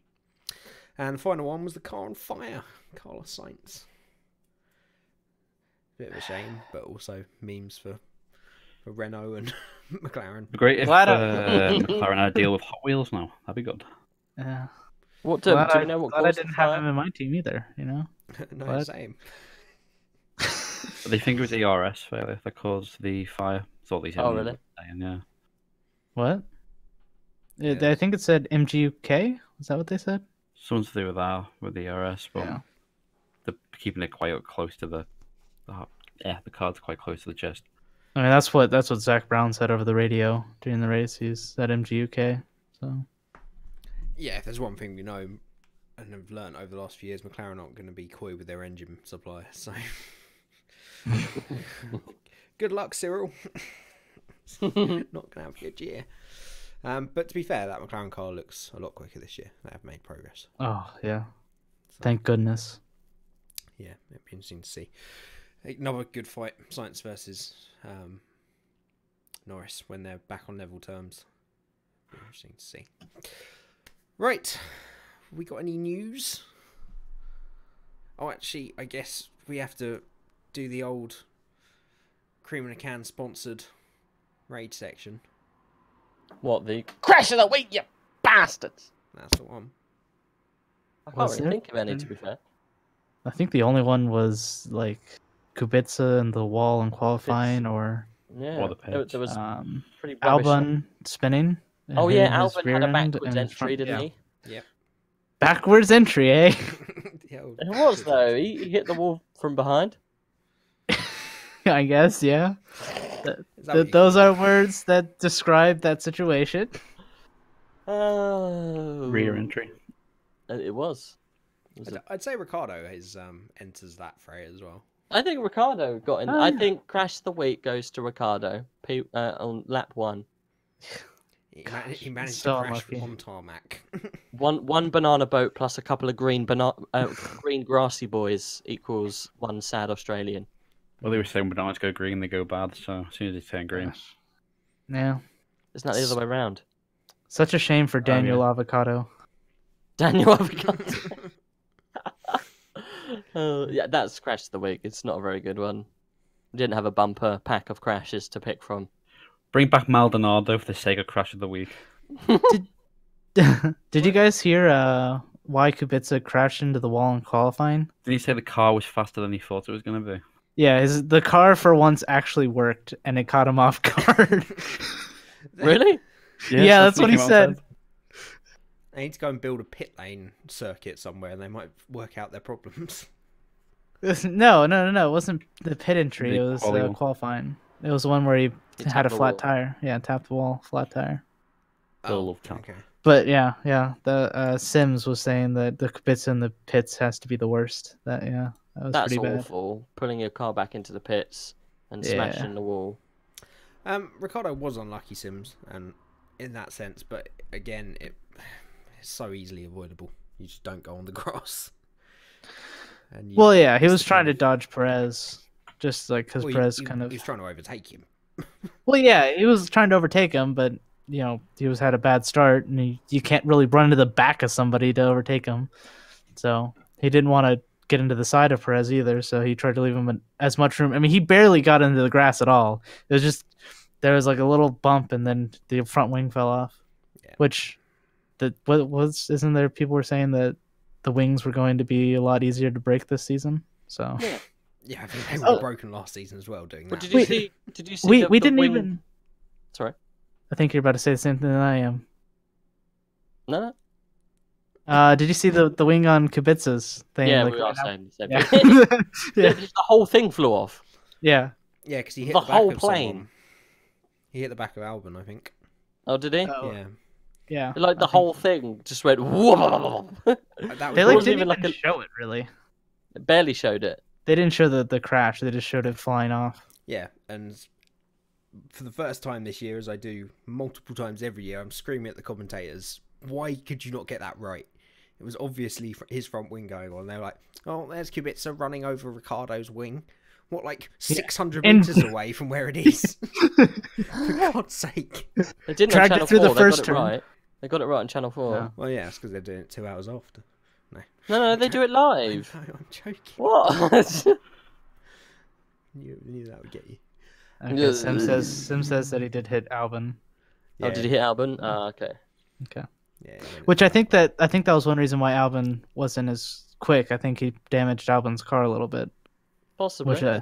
Which that's what Albon said in his interview. I think was that his race was kind of compromised from lap 1. So maybe I think the biggest issue for the likes of Norris, Perez, Albon, and maybe not Gasly, but was they all got stuck behind Giovinazzi, and the likes of Stroll and Kvyat stayed out and allowed them that to is jump them. such a fantastic defensive drive. That was so great to watch. Yeah, it was very aggressive, but I think he needed to show it, and I also think It was Alpha was screaming at him. I like that Norris didn't just get out of the car and just start complaining about Giovinazzi. Or sorry, Giovinazzi, I think is how they pronounce it. So yeah. I'm glad that Norris wasn't just like a whiny baby, like he's defending his position. So I was kind of proud of Norris for being like, that's just racing. I got to get around him. Yeah, I'm a big fan of Norris, and I think he's got a level head on him as well. Such a big fan, he didn't forget about him. Shush. I was cheering all weekend for him, but just completely skipped over him in qualifying. So no, maybe I don't like him as much as I think. My favorite driver is the American. Wait, there is none. Okay, let's go through. I've got a few news stories on here, but I don't know how relevant they'll be. Rage's favourite man, Martin Brundle. Saw on track surprises. Not much there. Actually. Oh, did we talk about this? No, we shouldn't. We shouldn't. We didn't. Of course, just a few days before the Australian Grand Prix, we lost one of the greats of the sport, Charlie Whiting. He was there from the early days as a race mechanic, and then in the late 80s, early 90s, got promoted to an FIA role as race director, and was always that bridge between drivers and the FIA. He was always on their side. He was always there joking about with them, and he became synonymous with the sport so much that so many of our favourite radio messages of the years have included him. But every driver on that grid respected him and saw him as one of them in a sense. And for it to happen with someone that's still in the job and still doing what he loves is even sadder. The fact that he didn't get his retirement and his that leaving party that he would have truly deserved. So yeah, it was very sad. Didn't Bernie Ecclestone come out and say that dealing with the death of Charlie Whiting was harder than losing any drivers? Yeah, that's how much he meant to him. He did an interview with Sky and Herbie as well, who was his right man for a lot of the time. The old married couple of the FIA. They did interviews with Sky, and it was they got quite emotional, especially Bernie. It's just so sad. I've never been with Charlie Whiting. Yeah, he was an absolute legend, and will be sorely missed, and as many people have said, irreplaceable. So, yeah, rest in peace, Charlie.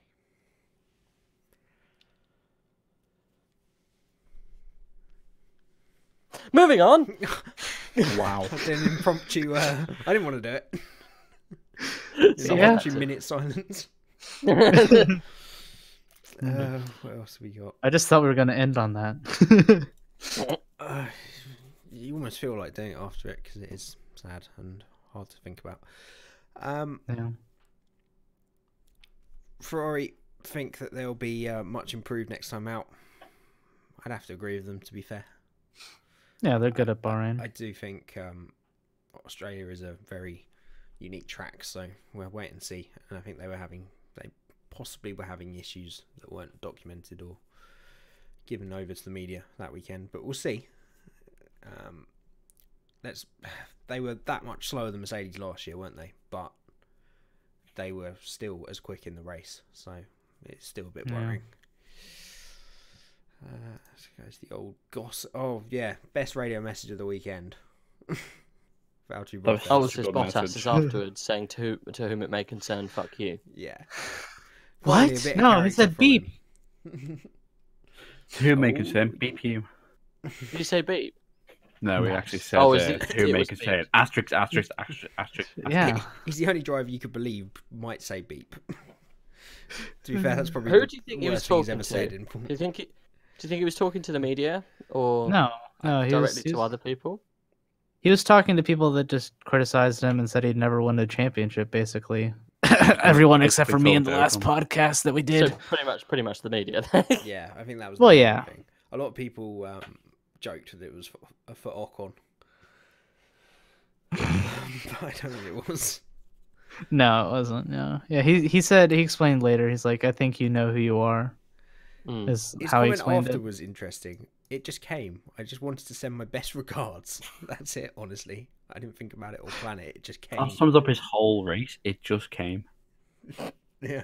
Because it did just come. There was from like nowhere. I think we were getting second, and then just go and see you and win the race. Oh yeah. He Hamilton. Yeah, absolutely.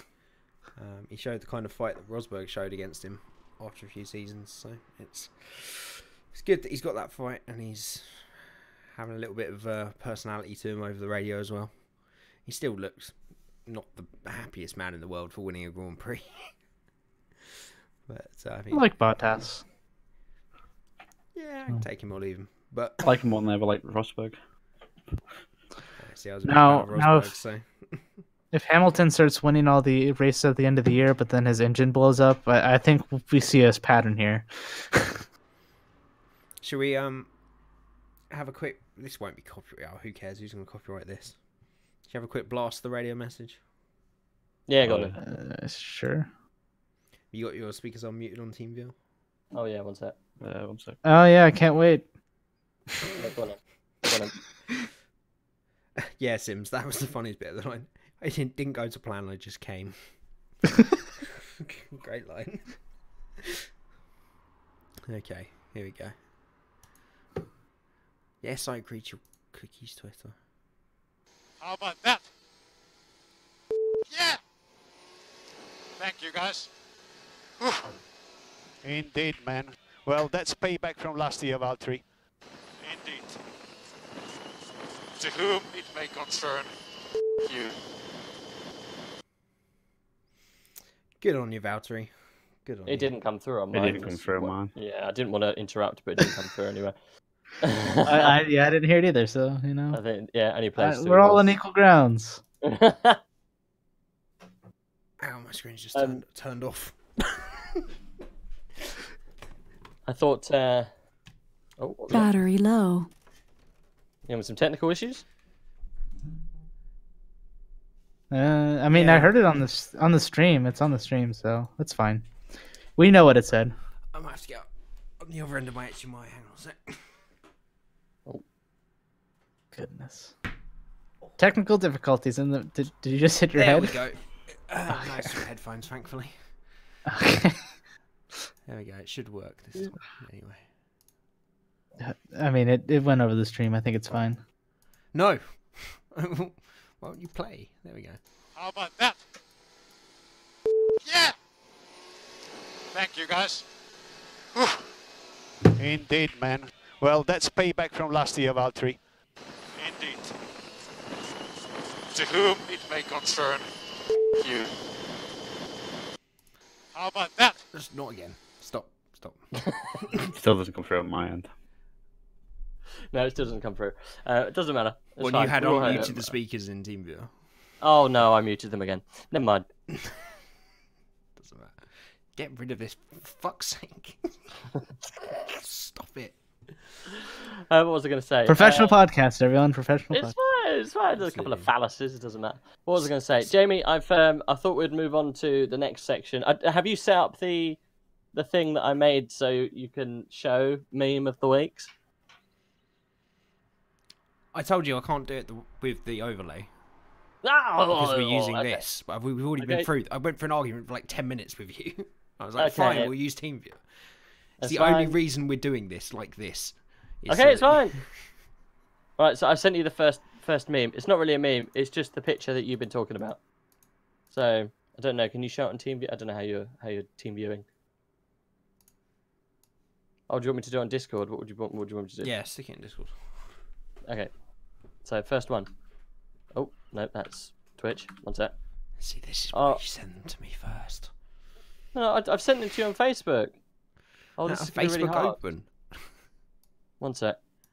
I'm going to send Jay my meme as well, because I found a brilliant one before. Being the get meme it up master on that I am. Facebook. Bear with me a second. No, it's fine. I've No. got it here. No, I've got it here, so you can show it. Right. So first one. This is the thing that you were talking about. This is the first one. Facebook is better because I can just get the image address.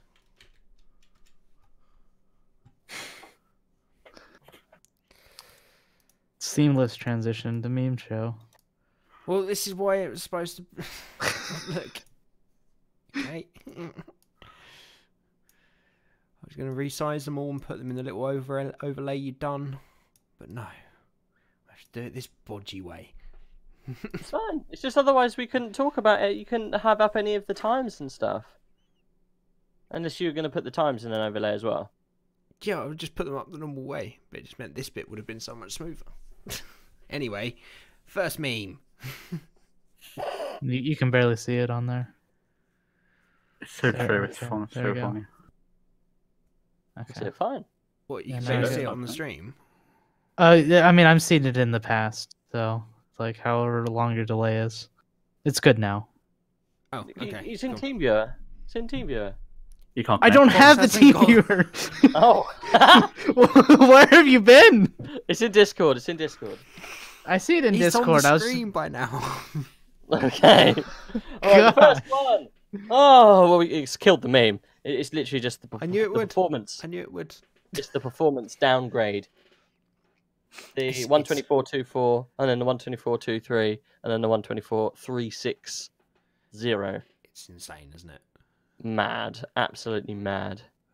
Anyway, It's that's not- meme number one. Leading on from meme number one is meme number two, which I'll also put in a Discord for Fox.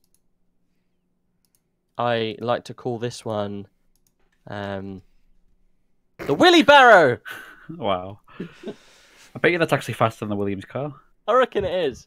So what you got to do is you chain Bernie Ecclestone onto the back of it, and then you slowly whip him with the Max Mosley's dungeon whip, and he runs round and does like a 113. Yeah, I feel like Max that's something Mosley's that dungeon they whip, make wow. you do to enter Formula One as like an initiation. Yeah, that's it. That's the Willy Barrow. It's even got air roller. I'll put my two memes in my Discord for Fox. Okay, good meme. Solid meme. I'd give. Yeah, I mean it's a bit basic, so I'd give it a 6. 6 memes. 6 bois. 6 bars. Bois. Yeah, I think so. I think give it 5 bois. Hardy's got some cracking memes. He's put them in Discord. The bottom one's the best. Do you reckon he did that? I think he did. The bottom one's fucking great. Let's go with Hardy's first one, shall we? Press F to pay respects. F1, F1.5, and press F to pay respect.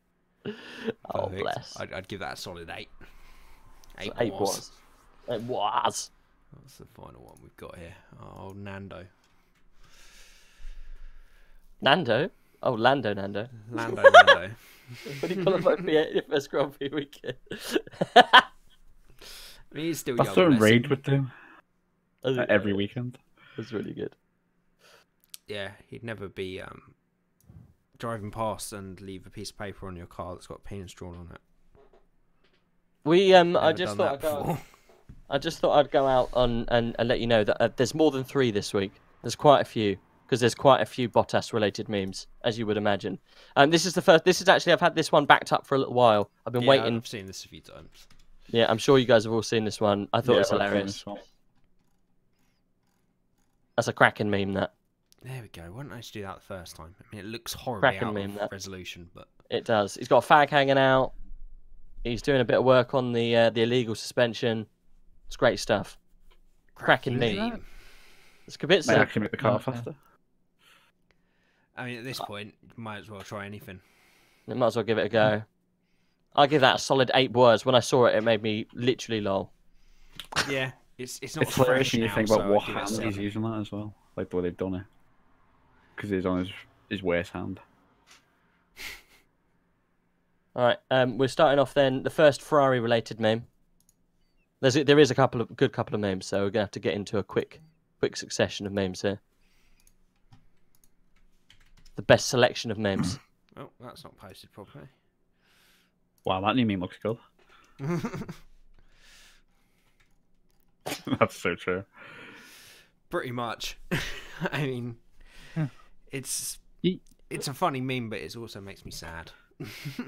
I love it. Do you think they're sandbagging? Ferrari's also spelt wrong. Well, they sandbagged in Australia, so Yeah, Mercedes yeah. will You think they improve. sandbagged, during the race so that mean, Mercedes, felt Oh, good? The misspelling. The misspelling's the best part about that. I love it. Absolutely love it. It's been made in anger. And then this leads on quite nicely to the first of the Mercedes-style memes. I give that a solid 6 bars. I think I'll give that a solid 6 as well. Quite standard This- meme. This one really made me giggle. Must do, you're laughing already. I'm weak. That's a WTF1 spicy meme. You can put it in It Facebook? was. No? Okay. I did. Internet's best reactions has got nothing on. Oh, I didn't post it. Sorry. It's alright, no, I'll get it from Discord. It's fine.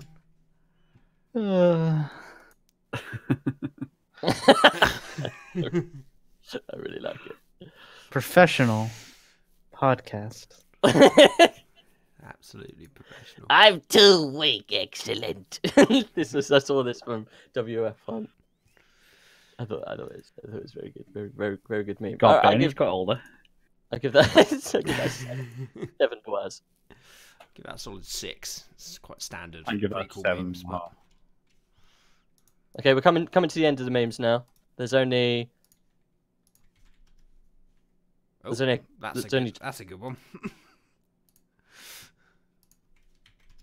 There we go.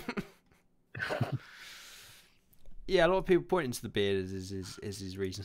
Sim's unlimited power. yeah. That's essentially think, what their party mode is. That's what Toto does in the garage, isn't it?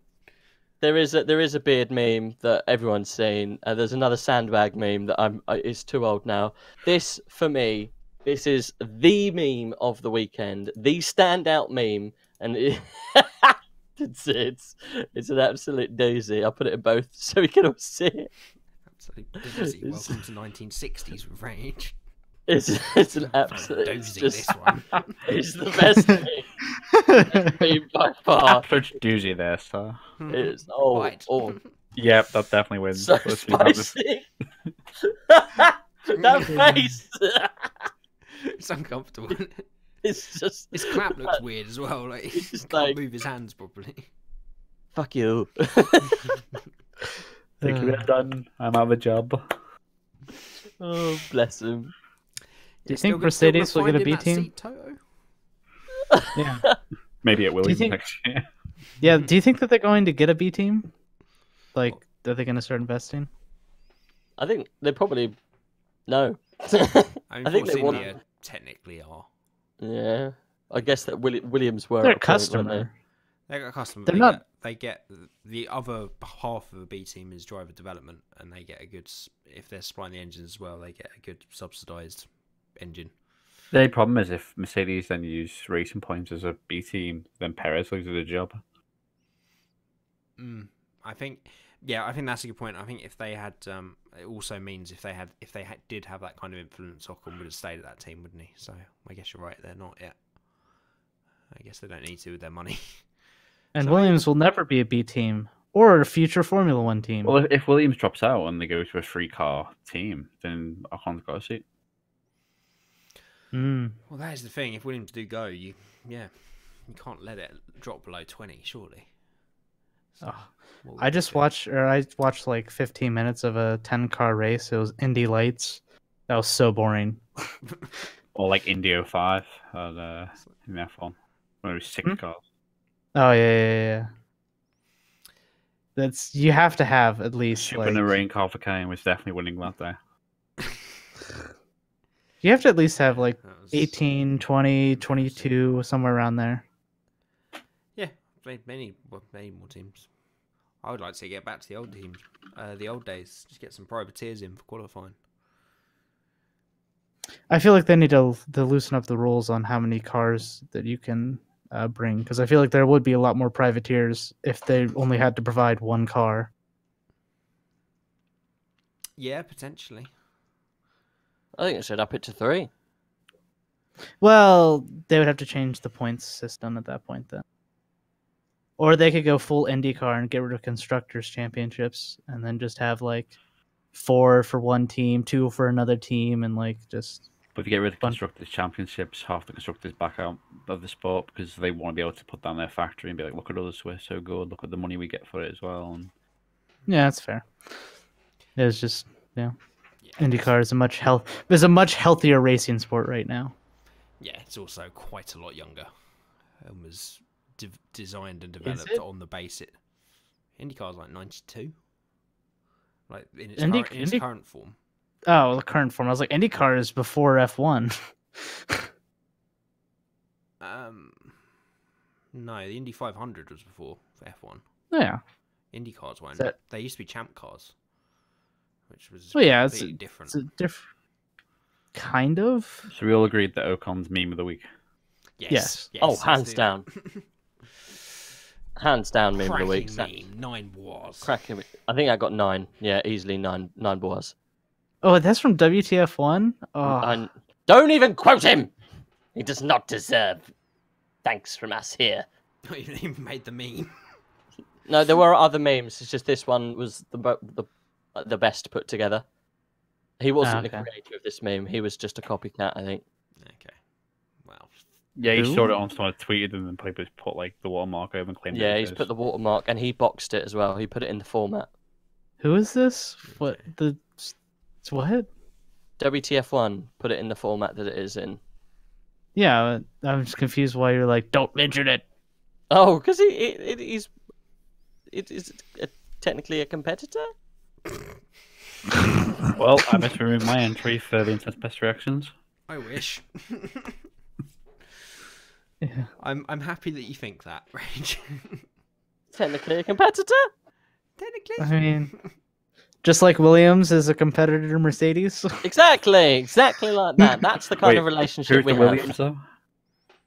I think we're more Formula Ford compared to Mercedes, but yeah, we're like Sunday track days compared. Yeah. Like ice setters. Robin Reliant Cup.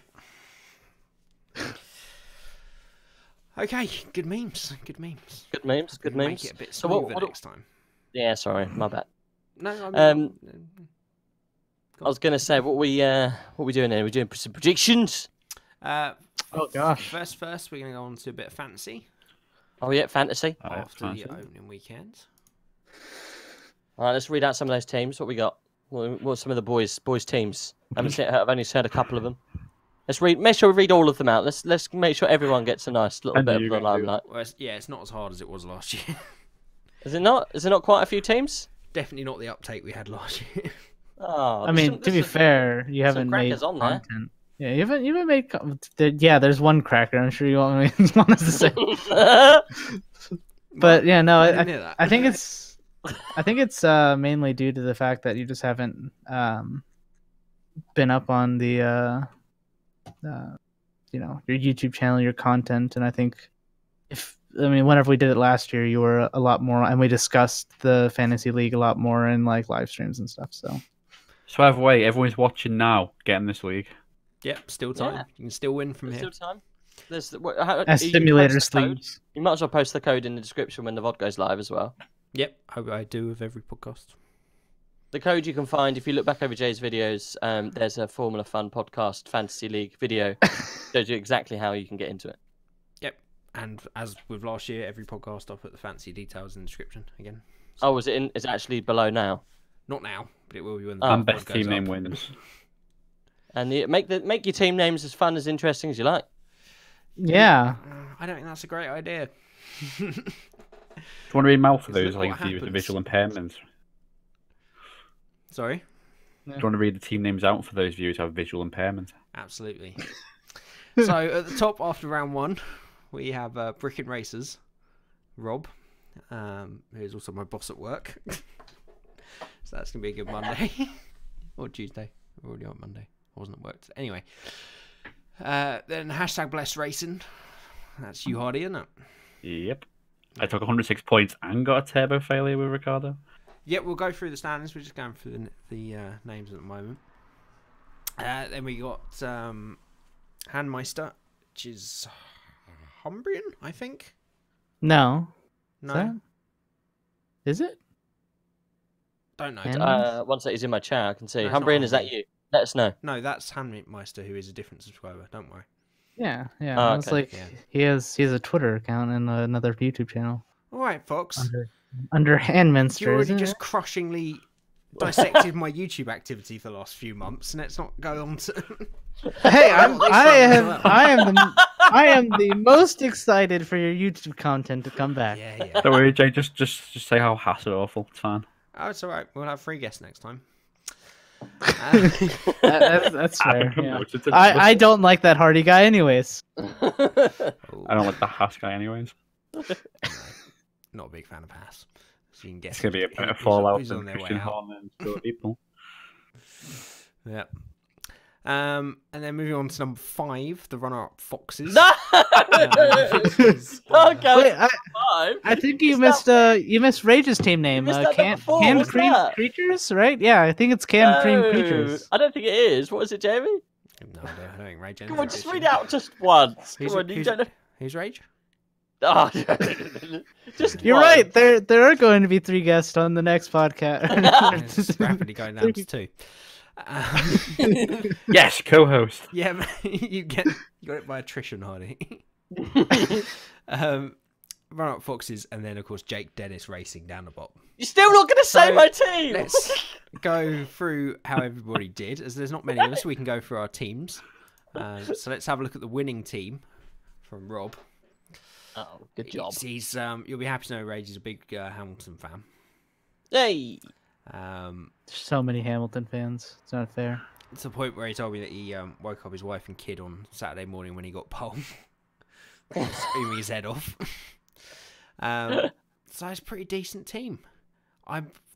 There's a big surprise there. Which What, is Yeah. Kubica was the turbo driver? well, A, Mhm. Kubica on the team, B, turbo driver, and C, 16 points. Yeah. But that's because we forget maybe how this league works, which is done on points in the race. The points are awarded for not just position, but positions gained. So if you start at the back and 3 people drop out, you've still got some decent points. And Ricciardo, obviously, I think most people went for him and lost out massively. And then Mercedes were the big winners, obviously, in the point standings. So Hardy has found himself in second. Also went with Hamilton. Also lost double the points because of Ricciardo. Good points for Hulkenberg, Raikkonen and Magnussen. And some decent points for Red Bull as well, your constructor. Interesting one. But I guess they do always gain positions, don't they? So, okay. Handmeister went with Leclerc, Raikkonen, Stroll, Vettel and Ricciardo. Fairly average points being scored across the board. Not quite sure what's happened there. Why it's gone for Renault, but didn't quite work out for him. And minus points obviously for turbo driver with Ricciardo. Fourth What's the next place. team called? What's his team called? Is Whose team? just Handmeister. No, the one in 4th place underneath. Above Foxworth. Rage's team. Rage's team, yeah. What's that Yeah. name? Rage's team. I thought we were going to call it. Okay. Okay. He went with Hamilton, lost some points because of Grosjean, Ricciardo. Decent, okay points for Norris. Raikkonen and Ferrari on 64 points. You weren't actually that far ahead of us. I thought you were with going with Hamilton. So you did pretty poorly everywhere else. I think Ferrari was the Yeah. person maybe that peeped me above you guys. I have Ferrari. We It's- both have Ferrari. Yeah, it's Hamilton. You didn't pick Haas, and you're the Haas fan. God, part-time supporter. Yeah. What? I'm trying to win a championship here, okay? Maybe 3 years from now, whenever they're also trying to win a championship, I'll use them. So even you know that they're not the best. I never said they were the best. They're my favorite. Yeah, I know. And I love very that everyone turboed Dan Ricciardo. I know, it didn't go well, did it? Yeah. You of all people should know that your favorite is not necessarily the best. Jensen Button, except for 2009. Ah, dagger to chest. I mean, he's really good. He's really good. Yeah, I'm just saying. better than Hamilton. Yeah. Hit a good- You're- Whoa! Whoa. Ooh, yeah, I agree there. Whoa. I agree completely. I guess maybe one host next week. It's better than Hamilton. We all just Yeah, fracture I mean- off into our own podcasts. Statistics speak for themselves. Oh, of course they do, yeah. Yeah, more podiums, more points when they were teammates. That's the only real comparison you can make between two drivers, and he smashed it. So, yeah. Say Yeah, something. 5-1. 5-1. Say something. 5-1.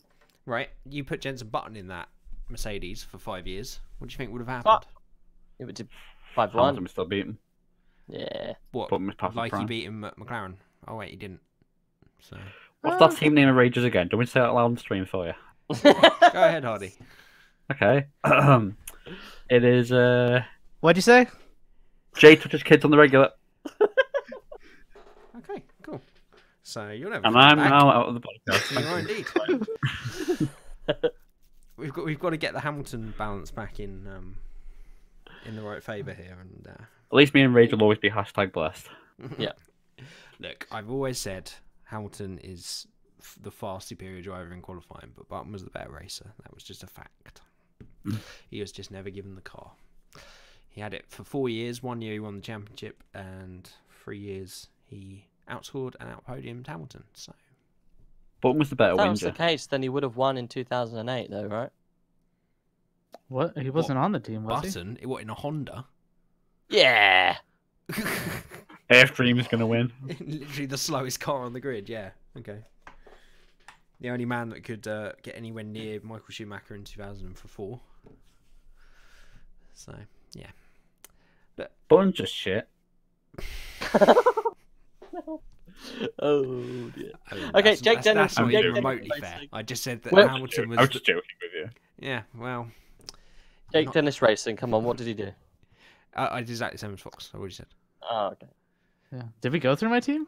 Did I miss that? Yeah. Yeah, Oh. he did. Yeah, you didn't Okay. pick Haas.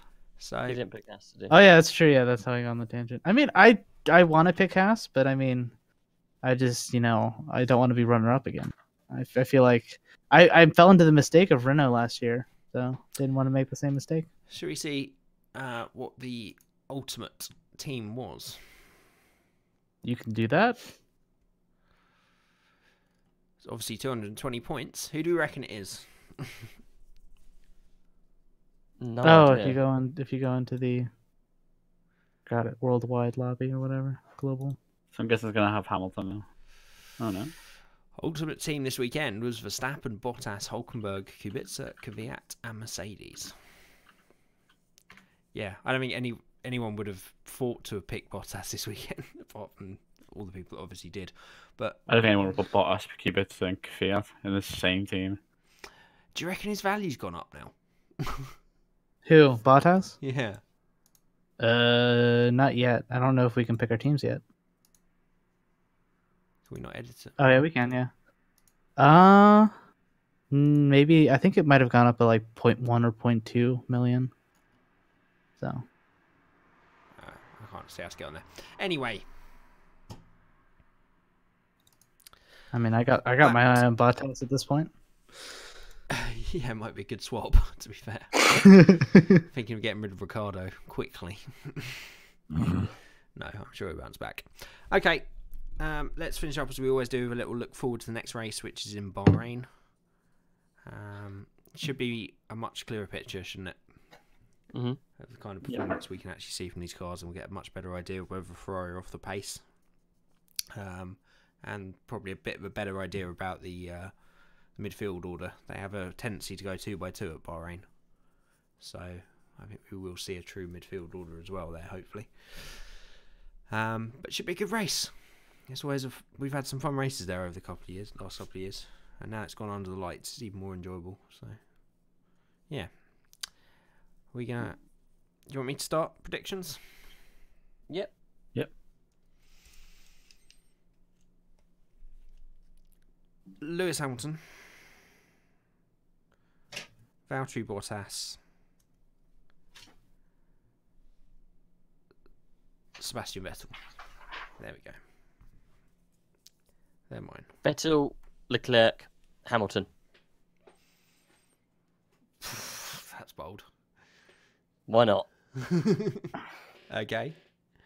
As you two guys are here, you may as well give yourself your predictions for the next race. Hardy, what about you?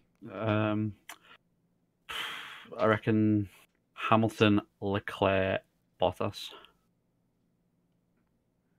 You're gonna have to keep track of that yourself, Hardy. I don't have the time or the effort to keep track of it. Wow. I ain't putting you in a spreadsheet.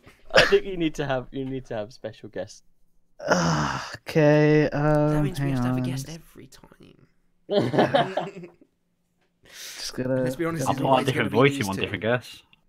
Guest. Okay, hang on. All right, what was it again? Hamilton, Leclerc, Bottas.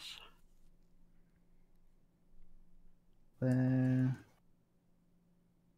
I didn't do a prediction for last race, I think last race would have been Bottas, Hamilton, Verstappen. Funny that. Well, Do I get points for that? That's a good guess. Well, how do you know? Good guess, well done. Wow, it's mad reader. So who is actually leading at the moment? Out of me and Joe.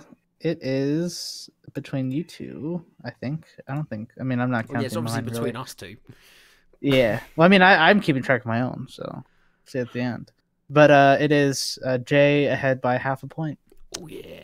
Half a point? Where the halves come from? Man.